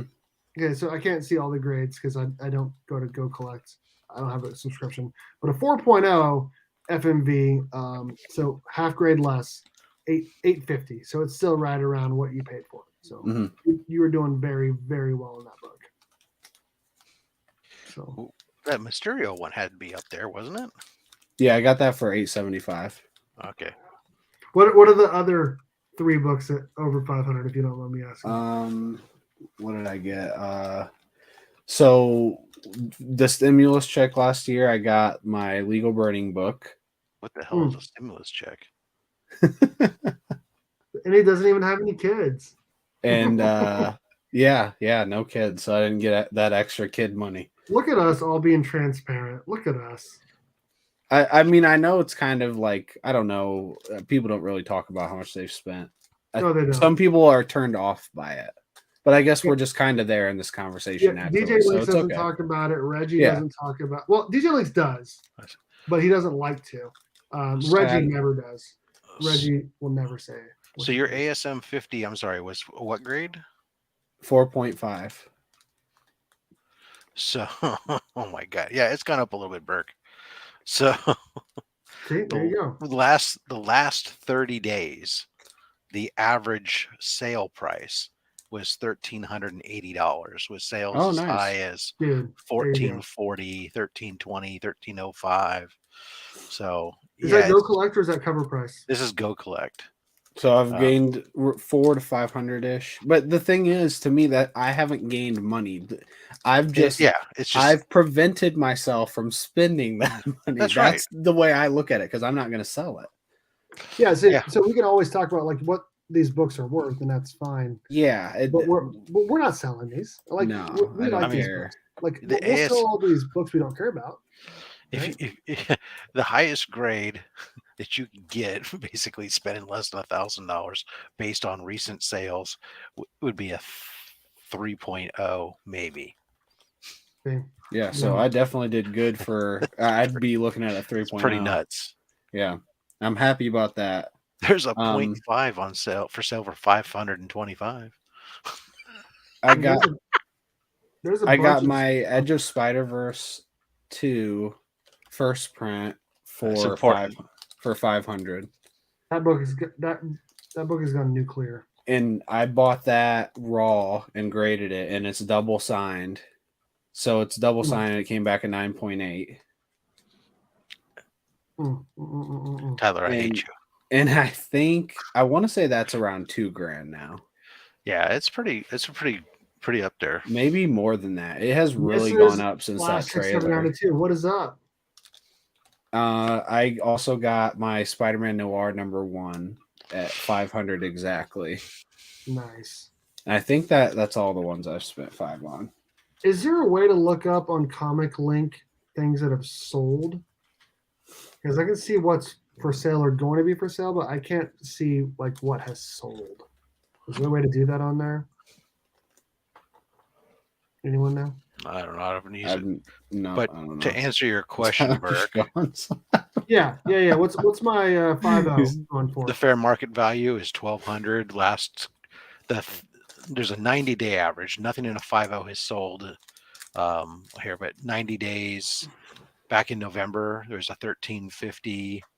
There was one at $1,799, one at $1,200, one at $1,599, one at $1,100, one at $795, $785, $722, $700. So it started going up. So yeah, it's still right around what I paid for. It was trending up and then it's trending back down, but the average is right around what you paid for it. Yeah, I mean when that trailer drops, I mean, like I said, I'm not selling it anyways, so it doesn't matter. I felt like I paid a good price for it. And I was worried that it would go up more because I knew that Batgirl stuff was coming. I think an interesting one is what's your most expensive book and what did you pay for it? The Delta. Okay, all right. Okay, so that's a great question. Okay, so I can put in the chat what I think are my 5 most expensive books. No, just one, because it's nice to see like what's the growth. I couldn't tell you. Oh, okay. I assume it's my Spider-Man 129 3.0. What is that going for?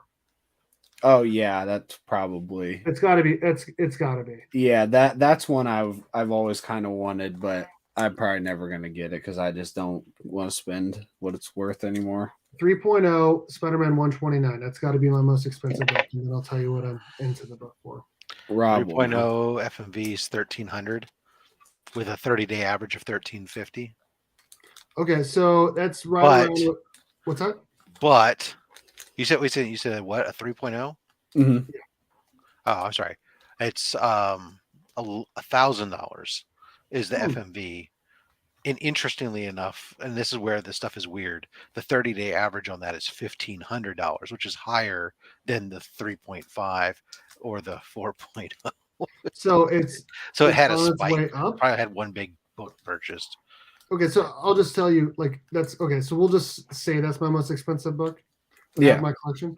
I'm about $375 into that book, with the cost of the book plus pressing, shipping, grading, because they charge more for a more expensive book.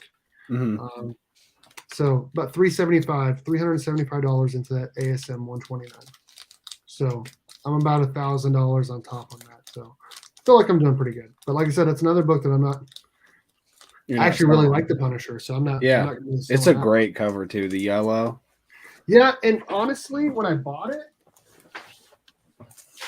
like I knew it was lower grade, obviously, but I honestly was hoping for a higher grade than a 3.0, and I think the yellow is why, because like the dirt on it, like the foxing on the back, it's hard to look past it when it's a yellow cover. You know what I mean? Mm-hmm.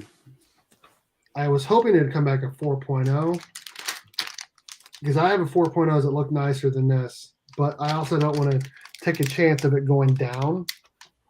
So I'll just keep it as a 3.0. But I think it's probably closer to 4.0 if I'm being honest.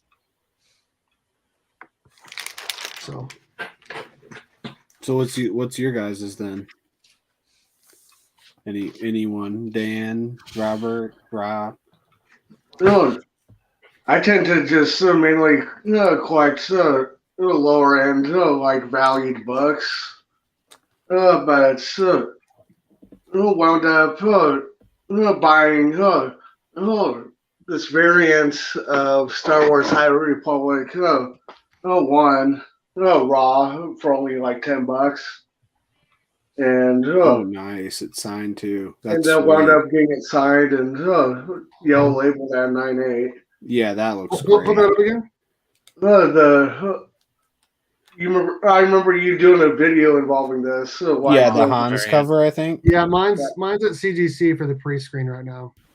Yeah, I wound up checking it out and at least on eBay. And granted, eBay is a loose term nowadays. As we all know. But the last time I saw on eBay, it was the last copy sold was like 175 signed. Yeah, that's awesome for $10 in plus the CGC. I mean, you can't get better than spending like cover price. So overall, that was a pretty good growth, and overall, with me being a Star Wars guy, yeah. That's a great cover too. The cover alone makes that worth it. And I think that's kind of a spec book too. People are talking about that being a show. Yeah, and they also have regular novels that go alongside the comic book series too. So there was like 3 different High Republics going at once. There was like one was like Marvel, right? And like this week there's 4 High Republics going on right now, because you have the IDW High Republic Adventures, you have the regular Marvel the High Republic, and then there's 2 mini series that are going on right now. One that's wrapping up and one that's started for High Republic from Marvel. So there's 3 Marvel High Republic books plus IDW. Wow.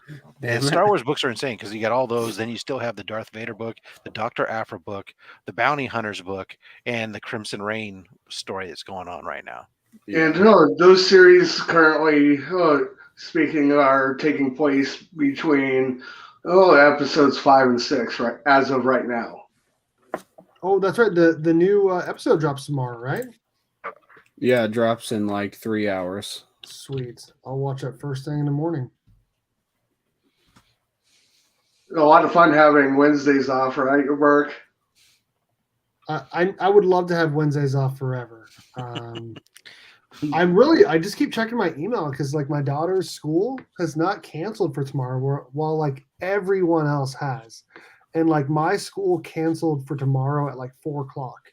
Like it was perfect. Like give all the parents like ample time to plan, right? And like my daughter's school. Like we live in an area where there's not a lot of people. Like 15 minutes into town, yes, 50,000 people. But like right in this little area, there's not a lot. Like they're usually the first to cancel. So I'm kind of surprised they haven't. I really wish they would because everyone else has. And so that way I can plan. Hey, Dave. Yeah, no school tomorrow. So Robert, do you want to say yours? You don't have to. This is just kind of the way the conversation's gone, but it's up to you. It's really difficult to say. Not you, Rob. Robert. Oh. You go next. I'm sorry. 2 Robs. Not trying to be rude, Rob.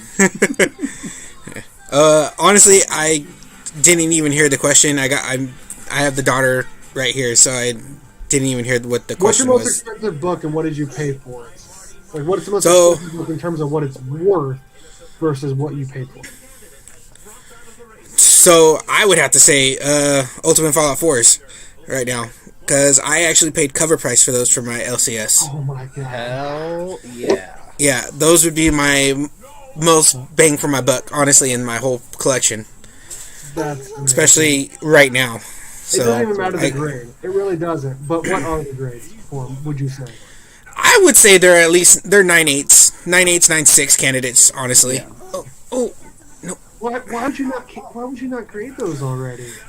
I just haven't. I never. Honestly, until recently, I never even thought about grading anything, so it just wasn't on the back. Not everyone's into grading, Bert. No, they're not. But the way I look at it is like you got to protect that investment. You know what I mean? If it's not in that graded case, like it can be damaged. Now you can put it in the top loader and all Top that, loader, right? yeah. Mhm. Top But loader like, works. but like if you get it graded, not only are you protecting it, it now has a literal monetary value that if you ever need money, you literally know how much it's worth and you can look it up. You know what I mean? Mhm. That's the way that I look at it. But I know everyone's different. Yeah, and that's how I want to be too. Now I want to start doing that, especially investment wise. Especially if, God forbid, something happened to me, and then at least my wife, my daughter have something to fall back on. It makes it very simple. You can always tell them, hey, these ones that are in these group capsules, these are worth the money. You don't let them give you a freaking ball job on it. The ones that are in the boxes, all right, well, guess what? You're probably going to get a few dollars per box. Yeah. And by the way, based on the fact that I'm probably the newest member to comic book collecting, at least out of this panel, when it comes to the physical cases, the physical slabs, the actual plastic slab, who has the better slab, CBCS or CGC? It depends upon how you define better. If you mean structurally sound, more solid with less dirt under the cover and less Newton rings, it's CBCS by a mile. Is that not what better is? That's better. Some people you think can look that at it's the cosmetically label. better. And once you get into cosmetically better, then there's the people like Bert who Yeah. like a white sticker being stuck to the Just label. just And like then when there's we other talk people I'm about who not the don't only care. one, Rob. I'm not the I only know. one. No, I'm using he's you as an not, but- example because you're here to be picked on. I know. So- No, I don't think it's a bad thing if you like CGC. That's Yeah. cool. I'm with cards. I actually like CGC cases CGC over other case looks cases. beautiful compared to those PGA or whatever. Yeah, they are PSA. They're way better. PSA. So, When it comes, yeah, but the CBCS are like they feel like they're bulletproof, like legit. I think I could chuck heard it that across from the a lot of yard. people. If I threw a CGC case, it's done. Obviously, Yeah, it it takes should us- be. just a little Yeah. minor twist. But man, those CBCS cases, that is protecting a book. Right. But when it comes to cosmetics, there are a large vocal number of people who just love the way that white sticker on a book looks Yep. versus True. not having it on the label. Mm-hmm. Oops, I just I can't get do. them both in there. How No, is this? it's because the white label behind the number on the CGC wide. basically pops it. It does. Yeah. You're right. Yeah, it makes the pops number. up. So the difference is on a grade like this, they say the number pops, and so the book. So that's saying basically that grade is the most important thing. Versus CBCS's position is that the comic is the most important thing that's in there, and the grade is secondary. So Sure, and I get that too. and yeah, but some people just love this look, and so to them, and to many of them, they don't care that the book flops around inside there, that it's got Newton rings, that it's got dirt, that it comes back with hairs in it, or whatever else. Not to say that these guys don't occasionally have issues as well. When you grade as many books as they have, everybody's going to have certain number of books that are bad. But so some people it's a cosmetic issue, but if you want strictly just build, this book doesn't shake around, and like he's saying, it's difficult to break into. Okay, so I've made videos on CGC, like messing up and all that stuff. We all have, right? Like, Yeah. it's just the way it is, right? Yep. We all have. That says something, doesn't it? But No, it does. Now, here's what I want to say, though. Okay, all right. Yeah. When I have a slab comic book, I'm really not picking it up and like carrying it around and like trying to listen for a shake. Like, I don't like a shake, right? But we're not moving it around. right? Oh, that's true. Now, but when I'm looking at the case, because it's just sitting on the wall, right? Mm-hmm. Okay. What do you see when you look at it? You I look see at a the comic book, book. and you see that white box around that number, regardless of whether it's a 9.8 or 1.0.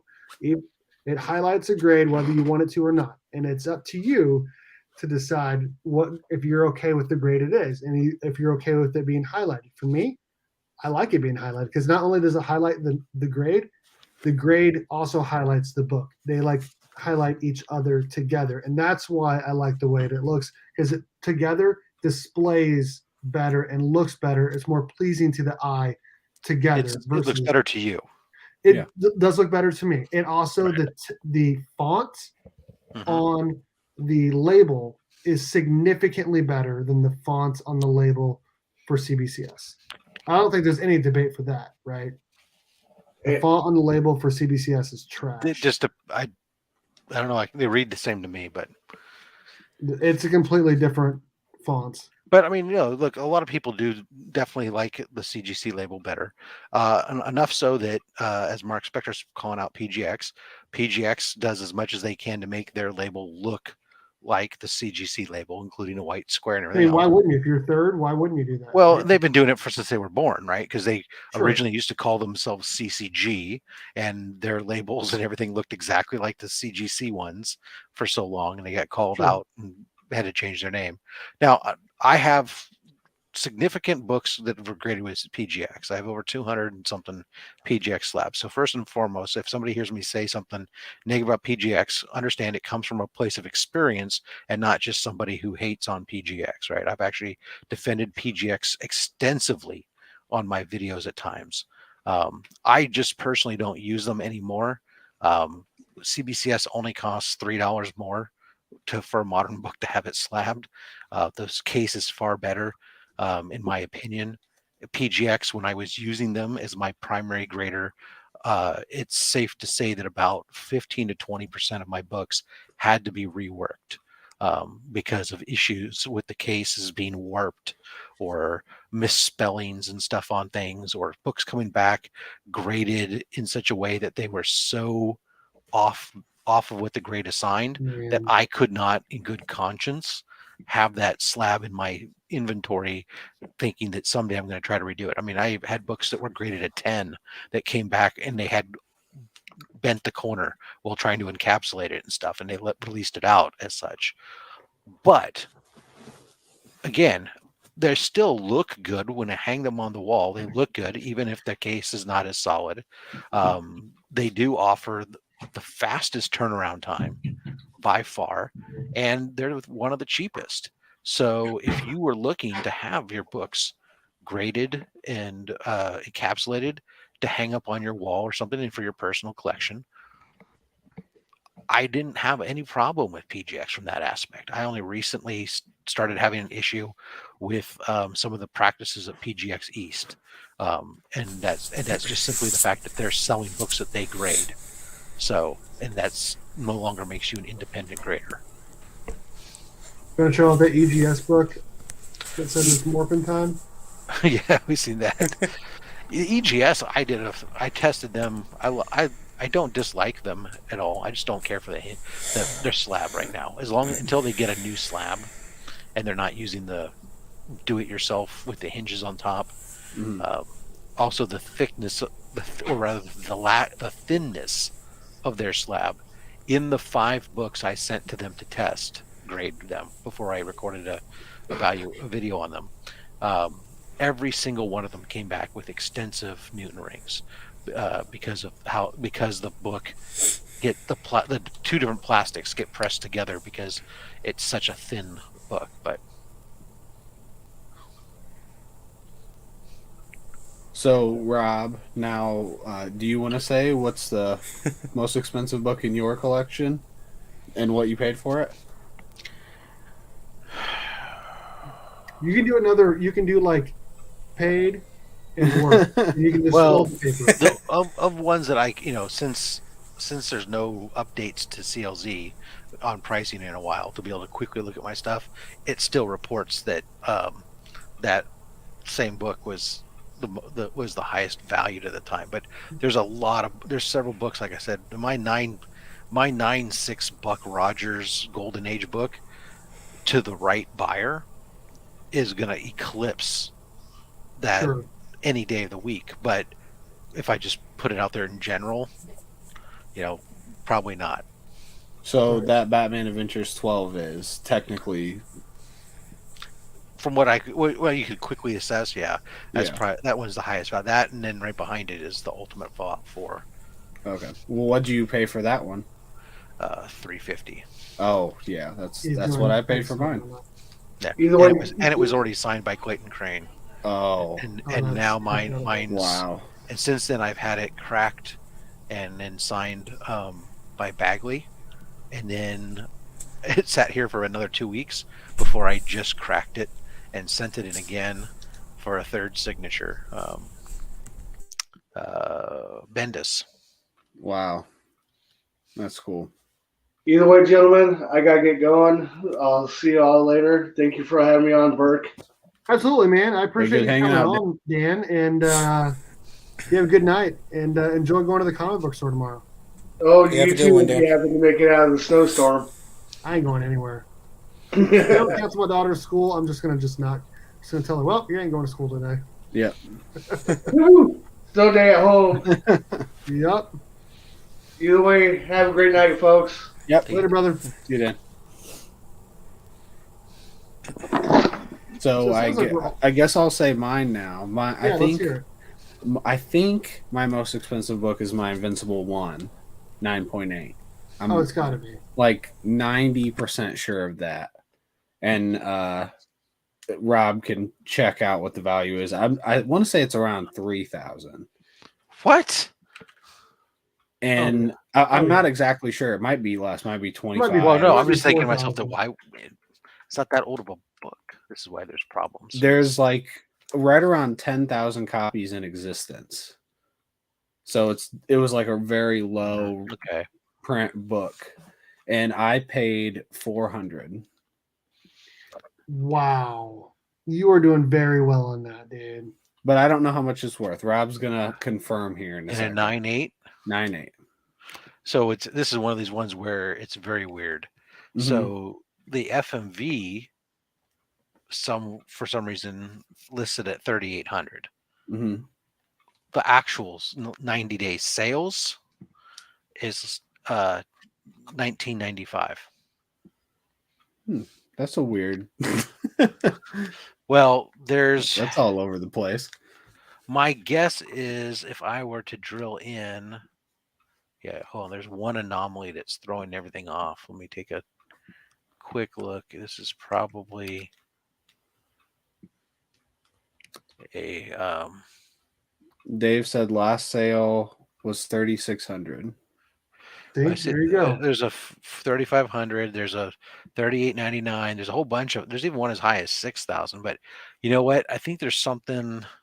There's one that's messing it up, and this happens with them sometimes. They have one 9.8 that lists the sale at $489. Yeah, that had to be wrong, like the second printing or something. Yeah, I think it is because there's no barcode on it.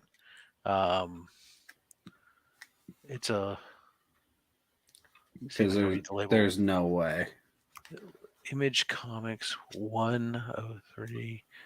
There's nothing on the label that describes it as a second printing, but the fact that it's all the others show a barcode in the bottom left corner, mm-hmm. and this one doesn't, makes me think that there's something. Yeah, that has to be a different one. Yeah, there's a bunch of printings of it, so I'm assuming that because 480, that's like what the Larry's. There's a couple other printings, and those aren't worth much. Otherwise, if you took that out of there, actually, it's doing pretty well because there's some in the last 90 days. Or as far back in September, it was going for like $6,000. But now it seems to have. What's up? What's up, guys? Cooled off a little bit. Yeah, I know it's kind of been up and down, and I know even Comic Tom reported that.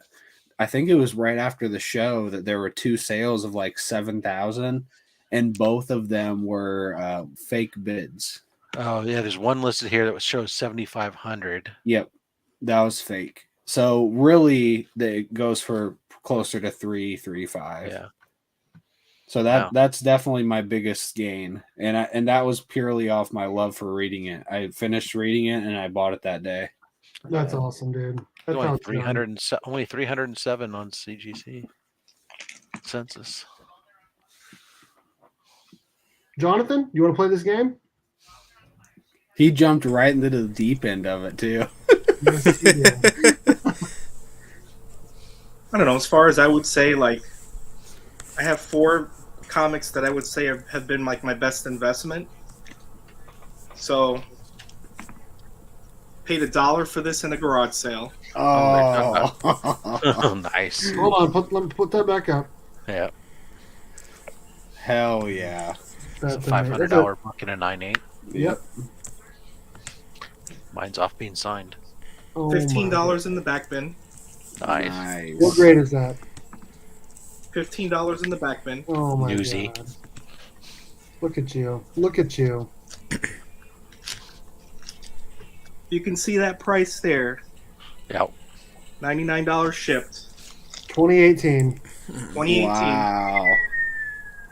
Wow. That's Oh, awesome. my goodness. And just think that was like when the movie was coming out. Yeah. So what are we doing today, guys? Wow. That's amazing, man. I'm pretty jealous of that. I'm not gonna lie. Oh, and I'm you pretty just won jealous. it. Free Energy just won that book. He claimed it. Congratulations. Jonathan's gonna send it out first thing Yeah, in the we'll morning. send it out. Message your address. Thanks for coming on, Jonathan, and giving that away. Amazing. You're so nice, Jonathan. That is amazing, man. Oh, yeah. Steamboat Tootsie Pen. What's your 129 grade? 6.5 white pages. Okay. That's huge. What did you pay for that, if you don't mind us asking? $1,200 or $1,250. Okay. I'm still paying on it. I did PayPal equal payments. It seemed like the best thing to do. It's not a bad idea, in my opinion. You know? I've never done that, but that's not a bad idea at all. Honestly, if I ever want, I don't know why I've never thought to do that. I mean, the book's worth more than what I paid for it now. So. Oh, hell yeah, it is. Yeah. Rob, are you looking that one up? No. I closed that tab. Dang it. I can open it back up. I need to get that because I wouldn't use it that often, but I know like No. in time, You know, just you think randomly. You I think would. you wouldn't, but you'd be surprised how Yeah, often. for sure. I would. Yeah, would I use actually it. do as well. Yeah. I don't feel like I would use it Because that I much, have but- cover price too, but it doesn't. It's not as good. I don't think for based on for the graded books, but it is helpful on the raw books since there's no. Although it seems nowadays everybody just on eBay anyways, they assign a grade to the raw book and sell it for whatever the graded books are actually selling for, and then they ask even higher than that for the graded books. It's getting stupid, man. It really is. What people are asking for.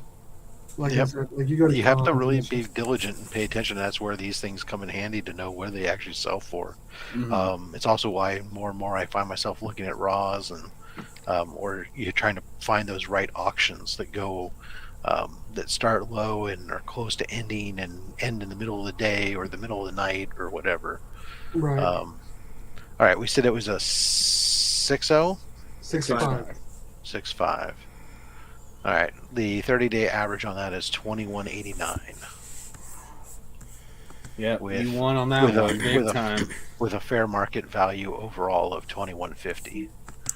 So Yeah, that book at high I think was like 2,700, like at the peak of people being crazy. Yeah. What did you say you paid for it? $1,250.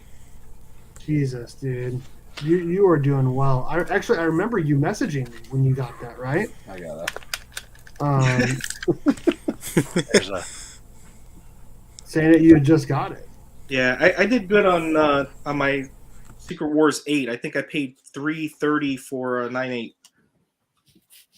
That's a great price. I actually remember when mine, I paid $50 for mine, raw. And I remember when it came back a 9.4, I was mad. I wanted a 9.6 or 9.8, and it came back a 9.4. It's just got one big crease on the front. The problem is, even pressed, it's not going to come out. It's just from over time, just something creased it, and it's just not going to come out. So, but I spent $50 on it, and now like a 9.4 is like, I don't know, $250, $300. So I'm doing pretty well. Price. Yeah, I mean, I feel like I did pretty good. I feel like I did pretty good on it. So, and like we said, it's not really about you paid 50 and got it graded, and it's a 9.4. You weren't going to pay more. You did good, you know. Yeah, exactly. Yeah, exactly. If my Invincible came back a 9.0, I still would have been ecstatic, honestly. Yeah, the best I did was my Invincible Iron Man #9, the first appearance of Riri. We had the Age of Apocalypse variant that we bought off the shelf for $4.99 or $3.99 back then. Had it graded, it was a 9.8, and now I sold it like 2 years ago now. But when I sold it for like $850. So I did a pretty good profit on that one. So that was after they drew the line at $2.99. And that was a PGX book too. So I only paid $13 to have it graded. So, Oh wow. So that was a good that was a good $20 investment. Yeah, good, exactly. Turned out okay. It's crazy when those like $20 investments just do well. I guess that's my point on the Black Panther 3. It's like maybe that on the day it came out, it was like $20 and then it went up to that high. But when it's starting out at hundreds of dollars the day it comes out, is there any money to be gained? I mean, there is, but not as much as you would like, right? It would have to be like the next Miles Morales. It would have this new character has to be as big as that to even make sense of this. Aside from just dumb luck, the only way that you really get those types of things, it's like playing when you play Keno or something and you play the same set of numbers for 700 rounds, right? And eventually you hit something.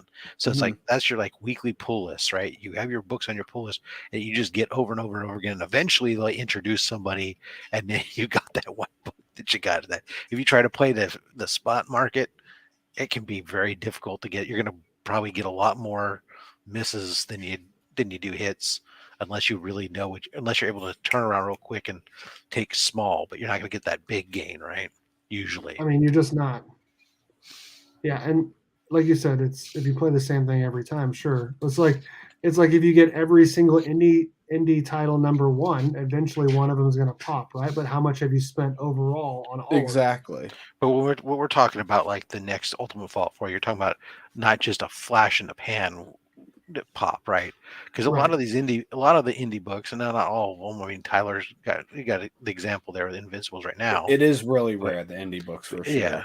But I mean, you still get that thing of like, okay, it's hot for a moment, but if it doesn't really just, they tend to also drop off pretty quick, right? So what becomes that true long-term grail, right? Those are the ones that are harder to predict. Sure.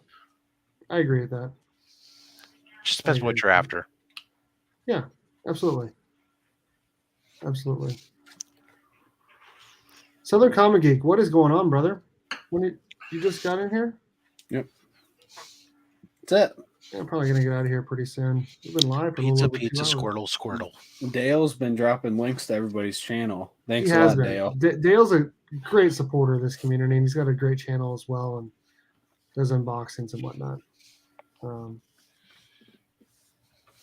Everyone's saying Turok number one. Turok That's number right. It is a long-term grail.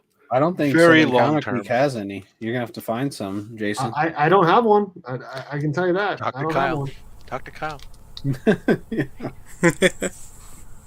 Did anyone invest in Dogecoin when it was like super low and sell it when it was like super high? Anyone do that? I don't. So think my it- brother-in-law. I sold it before SNL tanked it. So what did you buy it at, and how much did you put in? Oh, I don't know. It was maybe like 20 something cents, and sold it maybe whatever it was 60 or whatever the peak was. It wasn't like much more than like 60 or 70 cents. How much did you put in? Not much. Yeah, 'cause I'm bought- kicking myself, for Ethereum because I had a really good opportunity, like last year, and I just didn't have really faith in it, honestly. So my brother-in-law, he bought in at $1,000 at 3 cents for Dogecoin, and for like the longest time, it wasn't doing anything. Like it just sat there. So he took his money out, and then it went from 3 cents to 9 cents, 12, 15, 20, 30 cents. And I remember messaging him when he got to 30 cents, like, dude, it's not 30 cents now.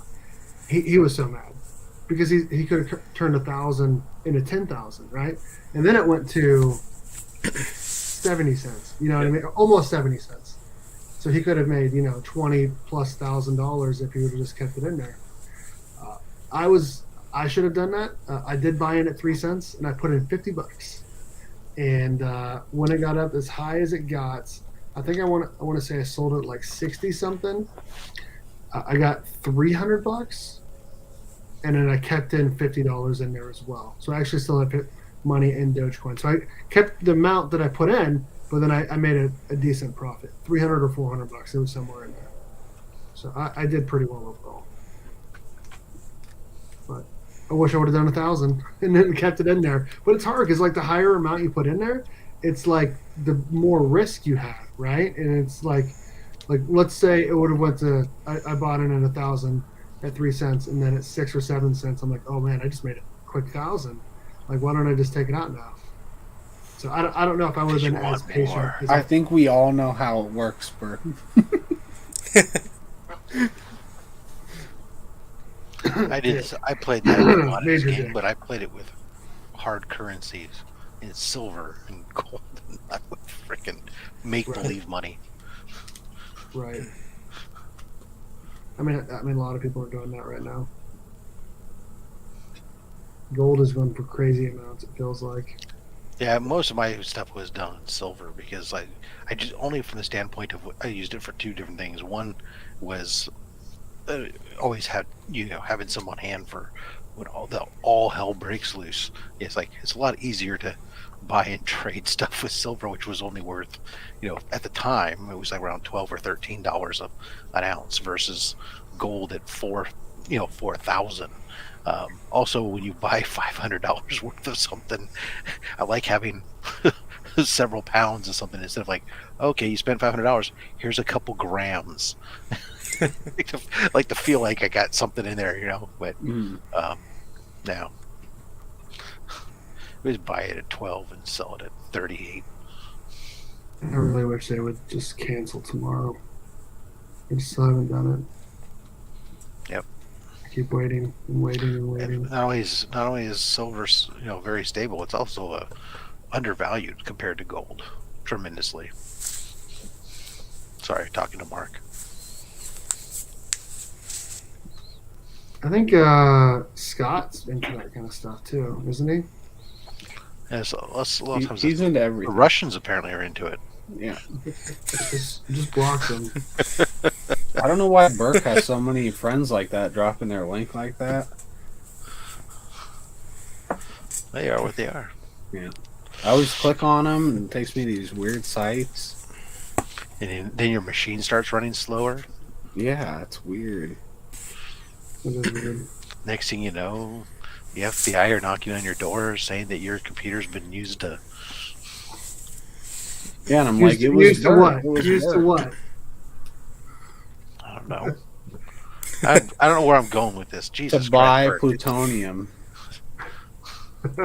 Hey, I did finally get to watch the first episode of season 2 of Superman and Lois. It was really good. It was still just like season 1, just really, really good. Have you guys all seen the season 1, I'm assuming? No. Not at Me all. and the wife just finished season 1, and then What we did just you think? started watching. I liked it. I enjoyed it. It I enjoyed season 1. It's such a good show, man. It Yeah. really is. It's just, Yeah. it's my favorite. I mean, it's better than The Flash. It's better than a lot of stuff. Better than Peacekeeper? No, it's a completely different one than Peacekeeper. Don't put me on the, don't put me on there like that. I mean, I don't know. I mean, it's the best CW show. It's the best. Oh, okay. Now that's quite the qualifier there. Because I mean, this is not even a good. It doesn't even have to be a good TV sitcom. It's just or drama, whatever. It's just the best thing on CW. Oh, I mean, I think it is for sure. well, it's not a high bar. That's all I'm saying. Yeah, I didn't You're even not wrong. really care for the You're first. not wrong, Rob. You're just not wrong. I get it. No, I'm wrong on occasion. I mean, look at me. I let Tyler on my show. Can we talk about that for a second? That was a How mad- win. how What do mad you were mean you? wrong? Let's hear how mad you were. Okay, fuck. I wasn't. So, it's not so much that I wasn't mad. Okay. What I was at the time, it was I like the plan, and I like things to go a certain way, and it was an introduction of a significant amount of chaos into what that I was not prepared for, and that caused me to be unhappy. Now, Unhappy. so now when Tyler started doing it at first, I thought, okay, he's going to show off a few of these, right? And then we got once he racked about his 4th rack of Pokemon cards, I knew that okay, this wasn't going to go to comics at all. This is after you thanked him for not being. Well, no, I thanked him. I just said that He we was were on really the- excited. We were excited to have him on because Tyler has, because you think of Tyler as the Whack Comics character, and I know from talking with him and meeting him at C2E2 that he has some really nice books in his collection, and so I was looking forward to getting to see that. And so instead, I got a bunch of Pokemon cards that I was not expecting, that I don't know anything about, and wasn't according to plan. I contemplated for about 30 seconds just kicking them off the show, because it wasn't what I felt my audience would care for. But then I remembered, most of the audience, half the audience at least, is mutual friends, and so they're there to see, just to watch it for entertainment purposes and whatnot. And I said, all right, fine. But I mean, I wasn't going to try to pretend like I was super into it either. So, let it go. Now, if I was truly angry and upset, I would have kicked him off the show. I wouldn't have kept the show on the plane, and I wouldn't have gone ahead and changed the name and called it out as Pokemon and everything else, which we did. Now at that point, you said, okay, you might as well steer into the skid, right? Hey, if you catch not only the people who are getting directed there because they think they're getting a comic book stuff, or because people are saying, hey, come check out what we did to Rob, but you're also getting the people then who are just interested in Pokemon. So it's fine. I got on the joke, and that's ultimately at the end of the day. I realized, it became a realization. Okay, fuck, they got me. That's what I got, because it was payback for coming on freaking Whack Comics and being overly prepared and everything else, and it's all good. I did want to give that friends. one book away at the end though, just to say thank you. And like I knew I was messing with you, but I mean it still was a fun show for me. So No, you had a lot of fun. Yeah. Chris liked it. The audience liked it. I was and so it was I was the butt of the joke in that one, and that's fine. At least Tyler didn't play unforgettable. character. Yeah, so at the end of the day, initially I was irritated, but I realized what it was, and that's why I just roll with it. Otherwise, I wouldn't even keep bringing it up all the time. Yeah. Because even the first thing I do when I hop Who down is here this is to talk. person? Oh, look at that! I Tyler blocked him. wants a Squirtle over his Charizard. So it's all good. Why do people do that? I'm still. You have to be a complete loser to go into people's chats and do It doesn't matter, man. Just let it go. It doesn't matter. Just don't even talk about him. Oh, yeah. So what you got out of it is, I'm still letting him come on the show again in the future. Oh, you are? Yeah. But he's promised to bring comics. Yep. And there will probably be a short leash with a backup plan this time. So, and what if he breaks that promise? Then he's just out, right? Well, he would definitely never be back on it. He wouldn't be back on a third time. Is what you're saying. Right? Because the first time, you go back and you look at everything that was done, he never said he was bringing comics on. No, he went out of his way to always say slabs. Yeah, Slab Hub. Right. CGC slabs. Yeah, CGC, all CGC right. slabs. So he got me. Now he has since promised that this next time he's coming on, he's bringing comics. Now he could show up with Jerry Steinfeld and go, "See, I brought a comic," and I don't know, but no, I wouldn't do that. But there is now the Tyler rule that was created, and so like when Tyler recommended somebody to the show, when I was talking to him, I had to ask.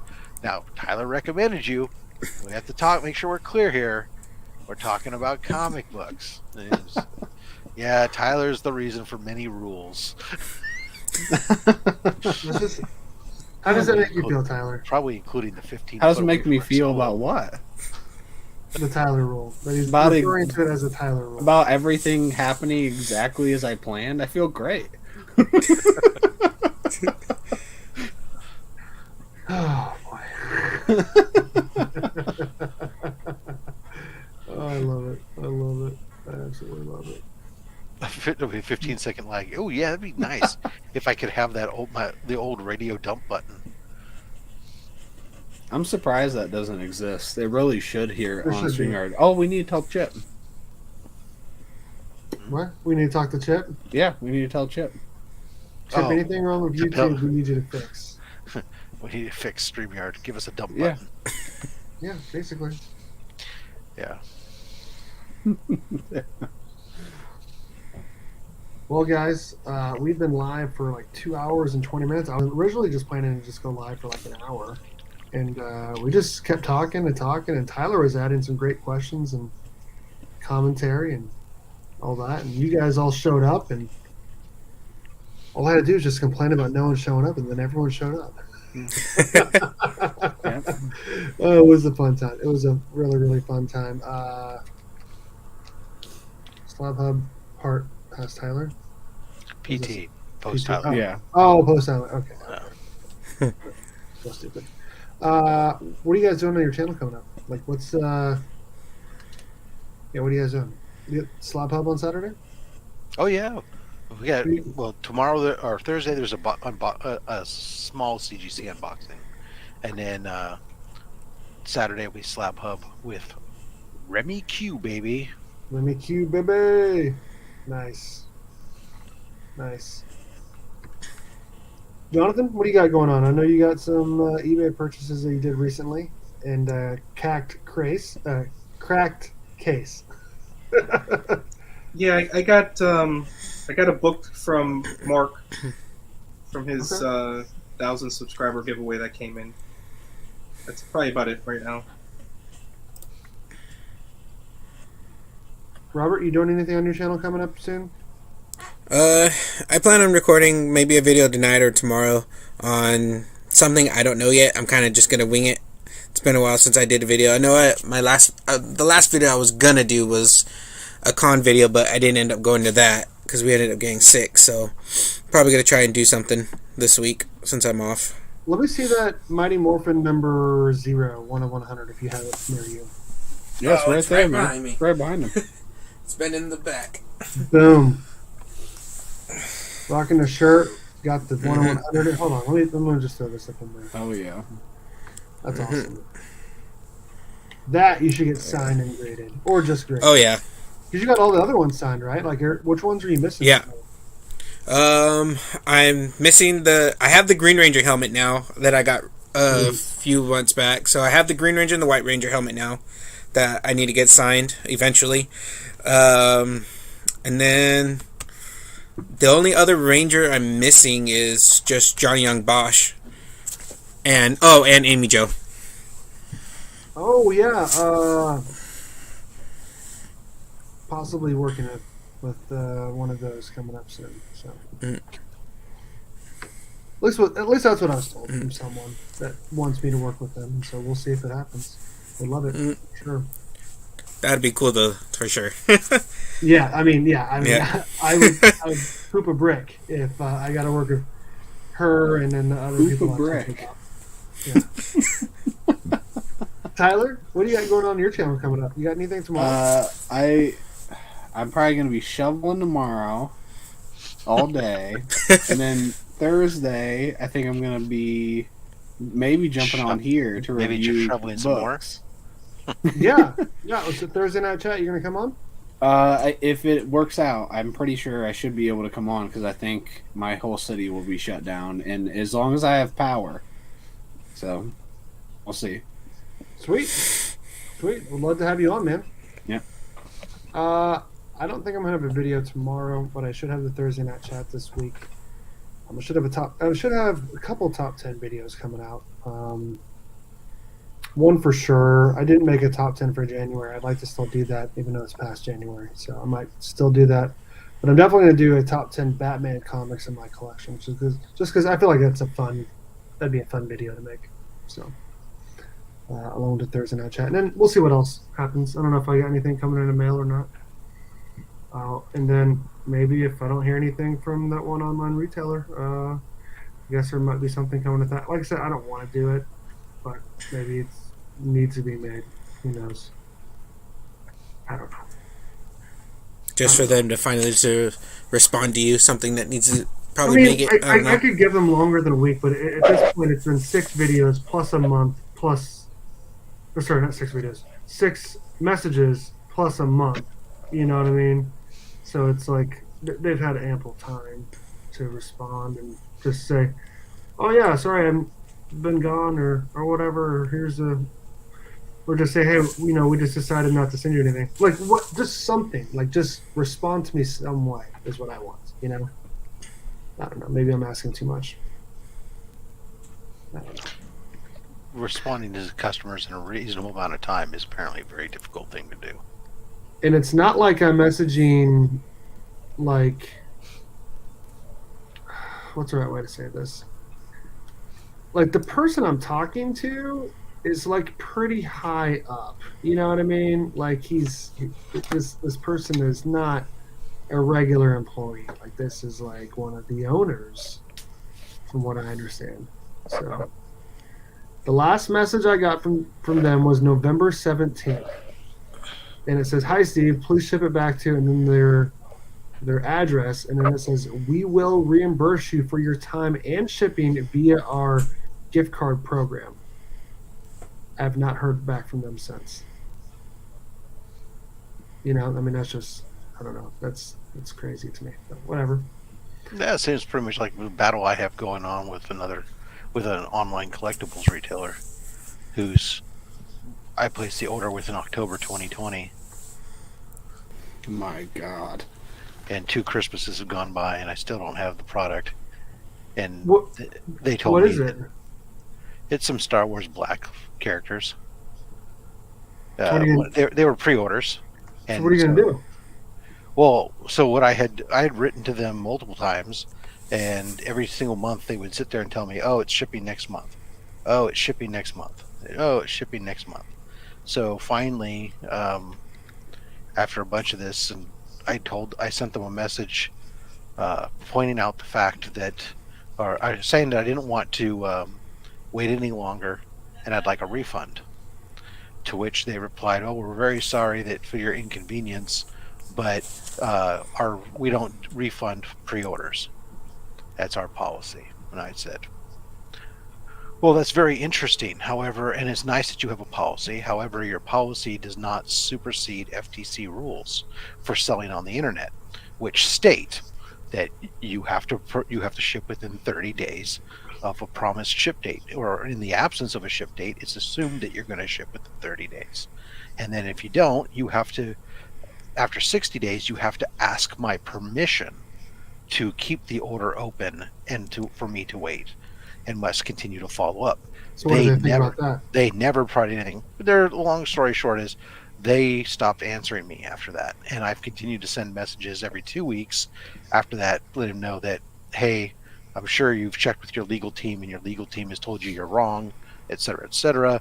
I said I'll give you until January 31st to either ship me my product, issue me a refund, or ship partial ship me what's in stock and refund me for the part that's not in stock. And they still will not get back to you. They haven't responded, and so today I sent another message to them saying, now that January 31st has gone and passed and you haven't done anything or haven't even responded to any of the messages, I said I am now expecting I'm giving you 7 business days to issue the credit or provide me the tracking number for the partial shipment and a credit for the rest. After which point, I will be sending off this email thread to the Better Business Bureau, to my credit card company, and I'll be filing an official complaint with the Federal Trade Commission. So we'll see. I would love I to. kind of want that to happen. So I also threw out the bit about, then of course I'll make sure to have to go to my collectibles YouTube channel and social media feeds and share their name and my experience with them.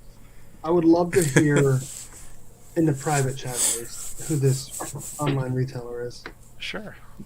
I feel like at this point I don't even care. I would just say it because I'm right now. I've done nothing but tell factual information. Yeah. Right? It's a company called Sweet Baby Collectibles. Sweet never Baby heard of them. Collectibles. Yeah. I've never even heard of them. Yeah. So well, it was. I never will use them now. some Star Wars. Look, I understand that these things were pre-ordered initially, and that they were coming from overseas, and that there's been supply chain issues, and all these things. And so I've given them every benefit of the doubt up to this point. But I can readily pick up the action figure that's not in stock. I can readily pick it up on eBay for $25. So they're rated 1 star on Yelp. Ooh. As you can tell, I obviously did my research on them before I pulled the trigger, as you can tell. Almost like my experience that I had with, oh God, I'm going to dread if it's the same. We'll have to run by the same people who run Comic Exposure. You know what's quite funny, now that you say that, the online retailer that I bought my stuff from, they are actually also not in the United States. And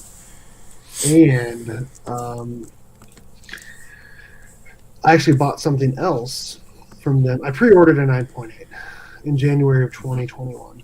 Okay. And I kept emailing, "What's up, Kyle?" Hey, Kyle.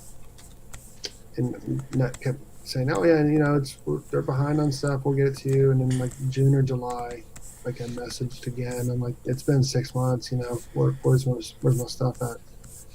And that was when they told me, maybe even August, that their books, they didn't get enough back in a 9.8 to fill my order.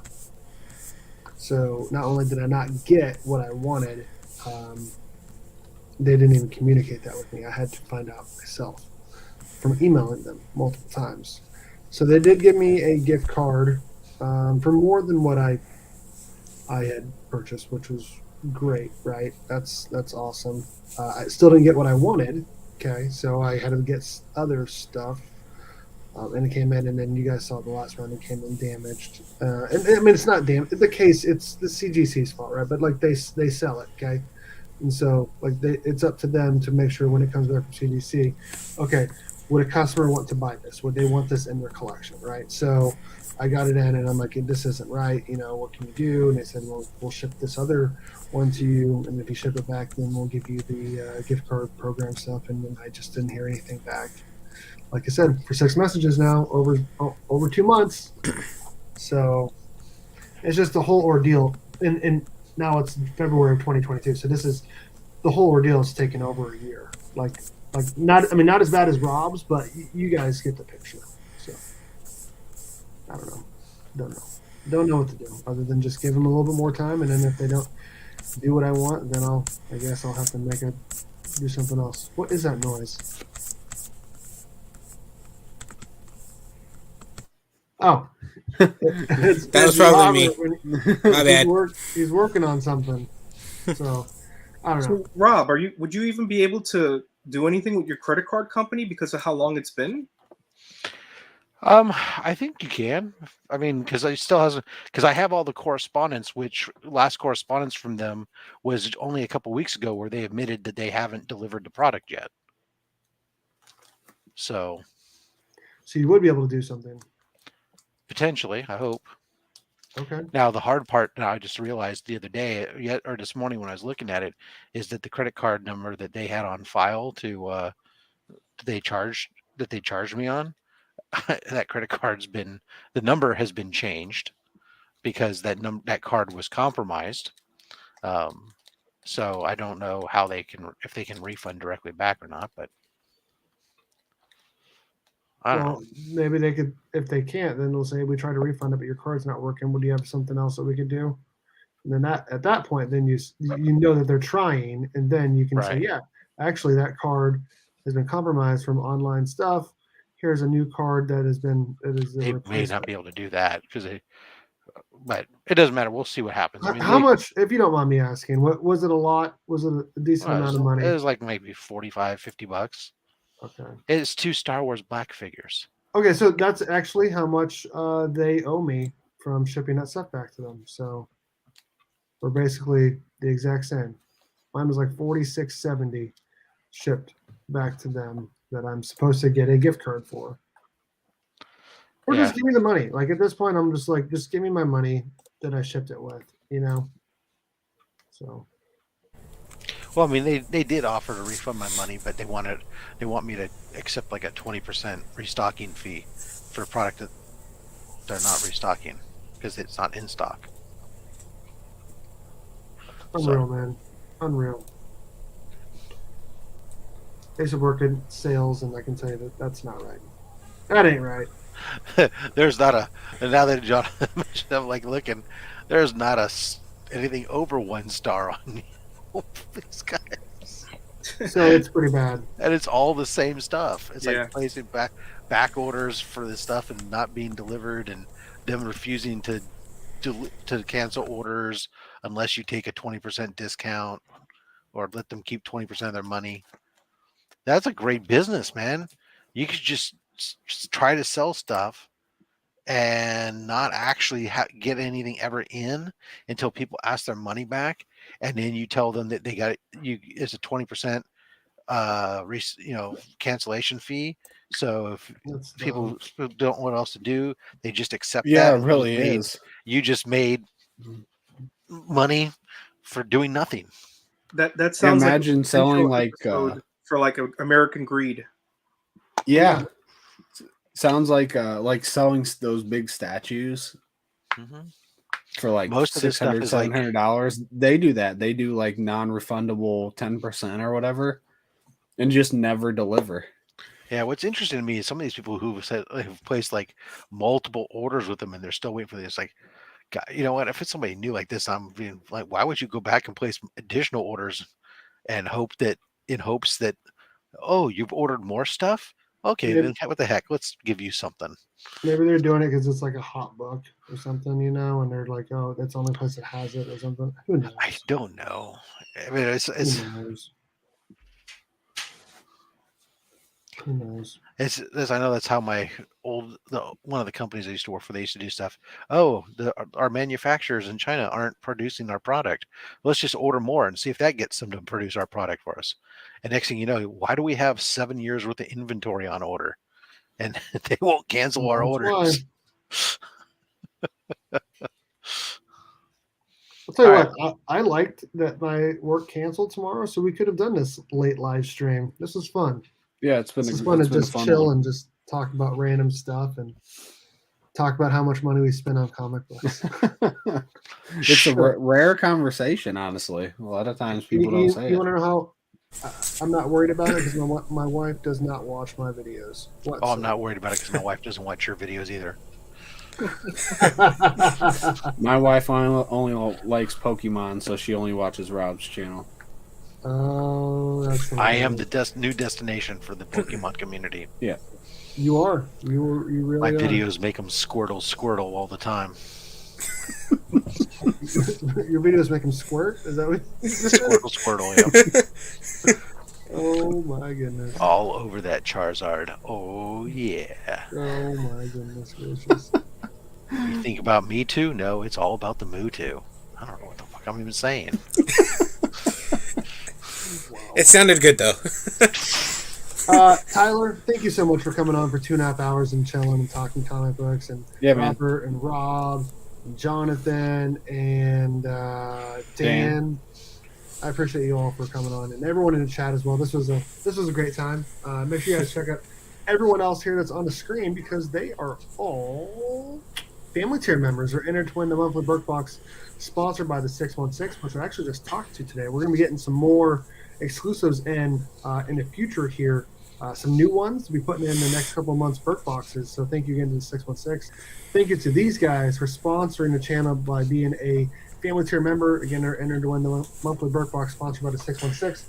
Link to all of their channels and Instagrams or one or the other is in the description of all my videos. Make sure you guys are following them, subscribe to them, and supporting this amazing community. I'm not going to do the other ones just because I did them at the beginning. You're not going to read them all off? What's that? You're going to read off all the names? Do you want me to? Yeah, I like when you read them all off. All right. In the family tier, we have Legion of Comics, Comic Book Poser, DJ Link, Slaughter at 503, White Shadow, Remiku Studios. I need to update this list. Sealess E-Man, Cardboard Crazies, Blue Hellion Comics, Nick's Kicks and Comics, Hoarder's Hide, Warlord, Actual Dracula, The Barrack 75, Paul Rogers, Chamorro Cinema, Kidron the Prince, Oregon Wine, Carlito Classico, Shutterglass Comic Reviews, Tyler, Becker, Mark Spector Comics, Flash 6792, Sector 2815, Adrian Panos 316, Rob's Fat Stacks, Selwyn, and War Machine Punisher Comics and Collectibles. Like I said, everyone is entered to win a monthly Burke Box sponsored by the 616. And in friends here, we got New Guy, Dale Suspense, Full Dammer, and the Comic Bet, and also Jimmy Small Town Collectibles as well. I need to update that list. Thanks everyone. We had a great time. And as always, go Cats, Cowabunga, and it's Morphin time.